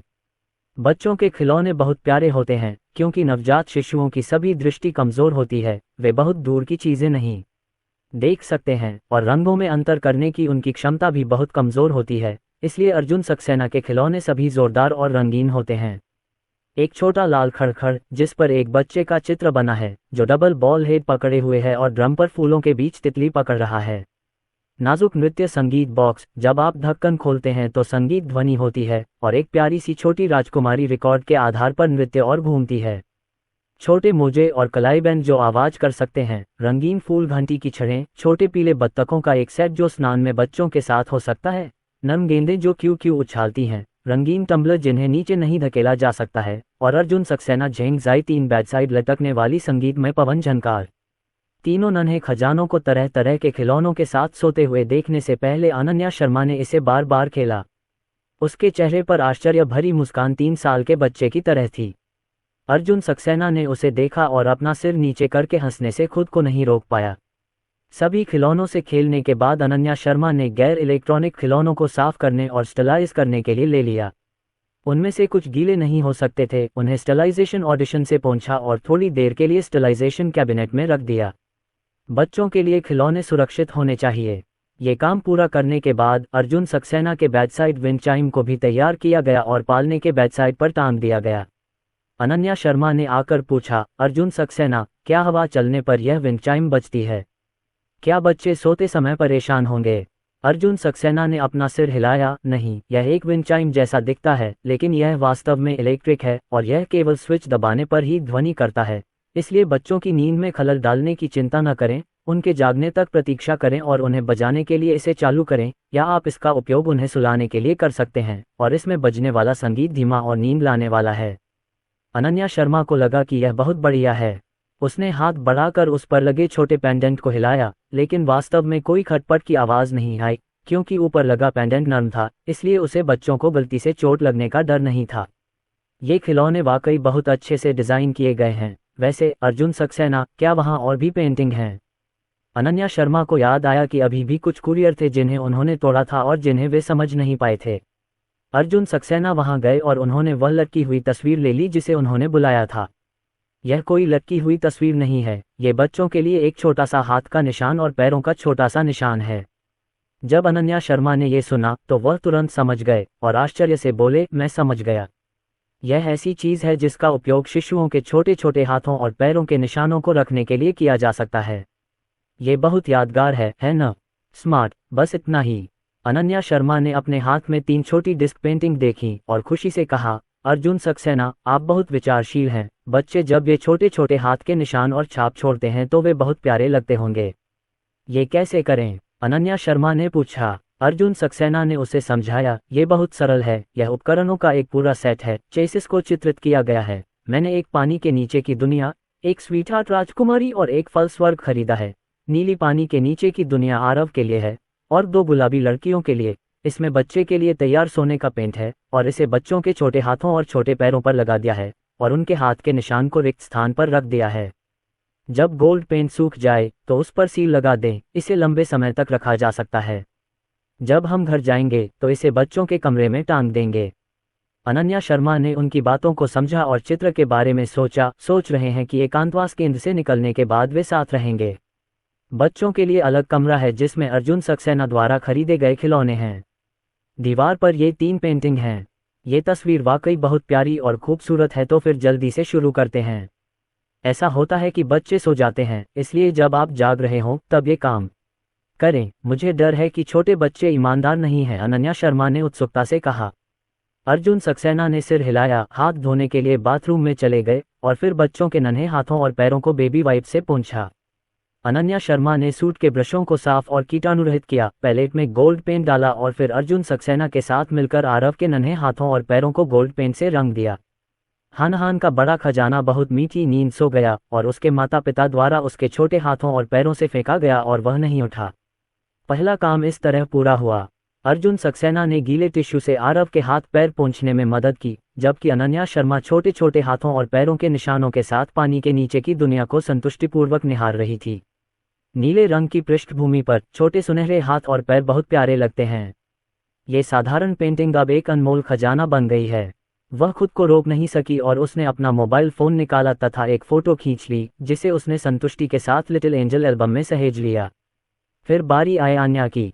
अर्जुन सक्सेना और अनन्या शर्मा बहुत हल्के से हिले, लेकिन आन्या, जो सतर्क था, फिर भी जाग गया और 2 बार रोया, जिससे उसके बगल में बैठे भाई और बहन भी जाग गए। अर्जुन सक्सेना और अनन्या शर्मा के पास आगे बढ़ने से पहले तीनों बच्चों को मनाने के अलावा कोई विकल्प नहीं था। लेकिन अब तीनों छोटे बच्चे जाग चुके हैं। जिन छोटे शिशुओं में अपनी चेतना है, वे इतने अच्छे व्यवहार वाले नहीं हैं। अर्जुन सक्सेना ने अभी अभी आन्या के छोटे से हाथ की पेंटिंग बनाई थी, और इससे पहले कि वह ड्राइंग बोर्ड को अपने पास ले जाता, उस छोटे से लड़के ने अपने हाथ को हिलाकर अपने बगल में बैठी रिया का चेहरा बना दिया, जिससे उसकी बहन के चेहरे पर एक छोटा सा सुनहरा निशान बन गया। अर्जुन सक्सेना और अनन्या शर्मा के पास पहले संभाव के चेहरे पर लगे निशानों को साफ करने के अलावा कोई विकल्प नहीं था। लेकिन थोड़ी देर बाद आन्या के बेचैन छोटे हाथ ने उसके चेहरे पर कुछ सुनहरी धारियां बना दीं। अनन्या शर्मा ने मुंह बनाते हुए बेबसी से कहा, अर्जुन सक्सेना, मैं क्या करूं? अनन्या थोड़ी देर में उसके चेहरे पर सुनहरी पेंटिंग बना देगी। अर्जुन सक्सेना ने कुछ देर सोचा और एक विचार मन में आया। उसने बेडसाइड पर लगा विंड चाइम स्विच ऑन कर दिया। बिस्तर के सिरहाने पर लगी पवन झनकार धीरे धीरे घूमी और संगीत की मधुर ध्वनि गूंजी, जिसने तीनों नन्हे बच्चों का ध्यान तुरंत आकर्षित कर लिया। आन्या ने उपद्रव करना बंद कर दिया और इधर उधर नहीं हिला, बल्कि अपने सिर के ऊपर रखे नए खिलौने को उत्सुकता से देखने लगा। ठीक है, चलिए जारी रखते हैं। संगीत की धुन पर अर्जुन सक्सेना और अनन्या शर्मा ने आखिरकार तीनों नन्हे शिशुओं के हाथ और पैरों के निशान पूरे कर लिए। तीनों कृतियों को देखकर अनन्या शर्मा संतुष्टि से मुस्कुराईं और अपने मोबाइल फोन से ध्यान से कई तस्वीरें खींची। कमरा संख्या 301 में लाओजू अनीता सक्सेना और अन्य लोगों के साथ बातचीत कर रही थी। ये कहना अजीब है कि 308 का युवा जोड़ा बहुत युवा दिखता था, लेकिन वे एक सप्ताह के लिए यहाँ आए और मैंने उनके माता पिता और वयस्कों को यहाँ आते नहीं देखा। वे हमेशा से ही अपने युवा जोड़े रहे हैं। उन दोनों को ऐसा देखना चाहिए जैसे वे केवल 20 साल के हैं। वे अभी भी स्कूल में हैं। बच्चे होना बहुत बड़ी बात है। वे अभी भी 3 बच्चे हैं और परिवार के बड़े लोग नहीं आए। क्या आपको लगता है कि वे इसे परिवार से छिपा रहे हैं?